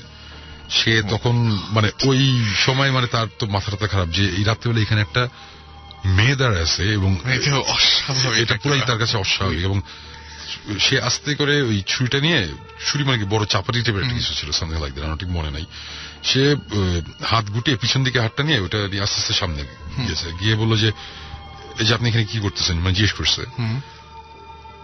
এবং মহিলা কোনো কথা বলে না। তারপরে সেকেন্ড টাইম যখন জিজ্ঞেস করছে তখন মহিলা আস্তে থেকে ঘুরছে তার দিকে, ঘুরে বলে কি যে জানেন আমার না অনেক কষ্ট। এটা শুনে ও তো সে জাস্ট চাপাতি বা চুরি যেটি ছিল ওটা রেডি, জাস্ট হাতটা উঠাবে আর কি, এখন ওকে স্ট্যাপ করবে, মানে কিছু একটা অ্যাটাক করবে আর কি, বিকজ মনে হচ্ছে যে। এবং তার সেকেন্ড টাইম আবার বলছে কি যে আমার না অনেক কষ্ট। সেকেন্ড টাইম যখন বলছে তখন সে ডিসাইডেড এখন কিছু করবে। সাথে সাথে হঠাৎ করে দেখে যে পিছন দিকে যেন চিৎকার করে একটা নাম ধরে ডাক দিল। মেয়েটা ঘুরলো, বললো যে তুমি এখানে কি করতেছো, তাড়াতাড়ি নিচে চলো। দেখলো যে ওদের যে হাফ বাসা যে ভাড়া দিয়েছিল ওই বাসায় একটা ছেলে থাকতো, সে ডেকে নিয়ে যাচ্ছে। তখন বললো যে কি ব্যাপার কি, তখন ওই মেয়েটাকে আবার ধরে নিয়ে গেল। তারপর বললো যে অ্যাকচুয়ালি এই মহিলার হাজবেন্ড মারা গিয়েছে 1 বছর আগে। আচ্ছা, উনি একটা পাগল টাইপের, আজকে ডেথ অ্যানিভার্সারি, তো ওরা গ্রামে থাকে, ওকে নিয়ে এসেছে ঢাকায় ট্রিটমেন্টের জন্য। এই ডেথ অ্যানিভার্সারি সে কালো কাপড় পরে এই শোক দিবস পালন করে এবং মেয়েটা একটু পাগল টাইপের, মানে মেন্টালি পুরোপুরি ঠিক নেই আর কি। আচ্ছা, ও না বুঝে ছাদে চলে গিয়েছিল, মানে ছাদে ছিল ওদের আসা অফ লিমিট, ওরা আসো না, বাট চলে গিয়েছিল। এবং আমার ওই সিনিয়র ভাই যে ফ্রেন্ড, উনি বলেছে যে থ্যাংক গড আমি জাস্ট আর কয়েক সেকেন্ড দেরি হলে হয়তো আমি খুব ভয়ঙ্কর একটা কাজ করে ফেলতাম না জেনে। এটা কোনো ভূতের গল্প না, এটা তো ভয়ের গল্প অ্যাকচুয়ালি। আমার কাছে মানে যথেষ্ট ভয় লেগেছে, ইন্টারেস্টিং ছিল খুব। এইটাই হচ্ছে শেষ। আর সামনের সপ্তাহে আমি আসতে পারলো, সাকিবরা ইনশাল্লাহ আসবে এবং পরে আরো অনেক গল্প টল্প নিয়ে আসবো আর কি ইনশাল্লাহ। সামনের সপ্তাহে আমরা রেকি করতে যাচ্ছি সিলেটের সঙ্গে। সামনের সপ্তাহে ওকে, তাহলে আমি যে শ্রোতাদের জন্য বলি, সামনের সপ্তাহে আপনাদের জন্য আছে সারপ্রাইজ। সারপ্রাইজ হচ্ছে আমরা থাকবো না এবং রাসেল পুরো হ্যান্ডেল করবে ব্যাপারটা। ওকে, রিয়েলি সরি আমরা যদি ফাজলামি করতেছি, আমরা থাকতে আমরা তো টেলিফোনে পেতে পারি বোধহয় না? টেলিফোনে ওটা আসলে এমন একটা জায়গায় নেটওয়ার্ক, আমরা ওখানে গিয়ে ফোন দিয়ে দেখবো তোমাকে। ওকে ফাইন, যদি পাই তাহলে আমি থাকবো কনসার্টে, আমি থাকবো ময়মনসিং। আচ্ছা, এটা আবার বলি, আমাদের রাজশাহী যাওয়ার কথা ছিল একটা কনসার্ট, ওটা পিছিয়ে গেছে। অনেকে আমাকে ইমেল করে জিজ্ঞেস করছে আপনি আজকে রাজশাহী থাকবেন। রাজশাহীতে আমি আজকে নাই, ওইটা তো চেঞ্জ হয়ে চলে গেছে ওয়ার্ল্ড কাপের পরে। বাট মোস্ট প্রবাবলি, এখন আমি এটা শিওর না, মোস্ট প্রবাবলি ময়মনসিং আমরা 11 তারিখে একটা কনসার্ট আছে, যে ওটা যদি ফাইনাল হয় তাহলে ময়মনসিংহে যদি কোনো ঘটনা থাকে অবশ্যই, এবং অর্থহীন যদি ওখানে যায় তাহলে ওই একটু কাইন্ডলি আমার সাথে যোগাযোগ করার চেষ্টা করলেই হবে, যে বললেই হবে যে ভৌতিস্ট অথবা ভূত এফএম এর ব্যাপারে কথা বলবে।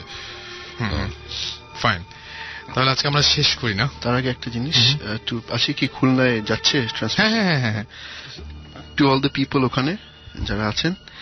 টেক সাপোর্ট মিনস যে আমি মানে না যে আমি একটা কতগুলো স্ক্রু ড্রাইভার আর হাতুড়ি নিয়ে যে আমি টাওয়ার ঠিক করি। সো যারা লিখে পাঠিয়েছেন দ্যাট ইটস মাই ফল্ট যে ট্রান্সমিশন যায়নি, I am sorry, it's not my fault. আমি যে ওখানে টাওয়ার কোনো কিছু করিনি, এটা সব রেডি ফুটতে।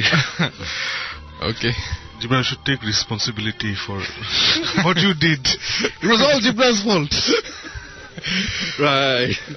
সো আর হচ্ছে রেজা ভাই আমাদের কাছ থেকে আজকে বিদায় নিচ্ছেন এবং অনেক দিনের জন্য চলে যাবেন। জি, আর I actually want to thank Suman ভাই, সাকিব ভাই and জিবরান ভাই for মানে এখানে নিয়ে আসার জন্য and এক্সপেরিয়েন্স গুলি শেয়ার করার জন্য, and obviously আপনাদেরকে অনেক অনেক মিস করবো। সো থ্যাংক ইউ সুমন ভাই। ইউ আর মোস্ট ওয়েলকাম, এবং থ্যাঙ্কস আমরা যে কথাগুলো শিখিয়ে দিয়েছিলাম আমাদের থ্যাঙ্কস দেওয়ার জন্য, এগুলো বলেছো দেখে। সুমন ভাই অ্যাকচুয়ালি বলছে রেজা আমাদেরকে make us look good. So okay, you are welcome Suman. আপনি আমারটা ভুলে গেছেন। আচ্ছা, রাসেল ভাই এন্ড মাসুম ভাই, এন্ড অবভিয়াসলি রিহার্সাল করানোর পরেও মনে আসে না। এবং আপনি আমাকে যেটা বলতে বলেছিলেন যে আমি সেটা আপনাকে খুশি করার জন্য বলছি যে আবার যখন আসবেন তখন অবশ্যই আসবেন। ওকে, আমি বলবো যে এখন আর কথা না বাড়াই, চলো যে আমরা গানে। আর সারা রাত ধরে এখন বাকি যারা ভয় ঘুমাতে পারবেন তারা গান, ভালো ভালো গান আছে আমাদের প্লেলিস্টে। রেডিও ফুর্তি, কোথাও যাবেন না, কথা হবে আবারও আগামী শুক্রবার ঠিক একই সময়ে। অ্যান্ড টিল দেন ভালো থাকুন, সুস্থ থাকুন, সুন্দর থাকুন এবং মোস্ট ইম্পর্টেন্টলি ফুর্তিতে থাকুন।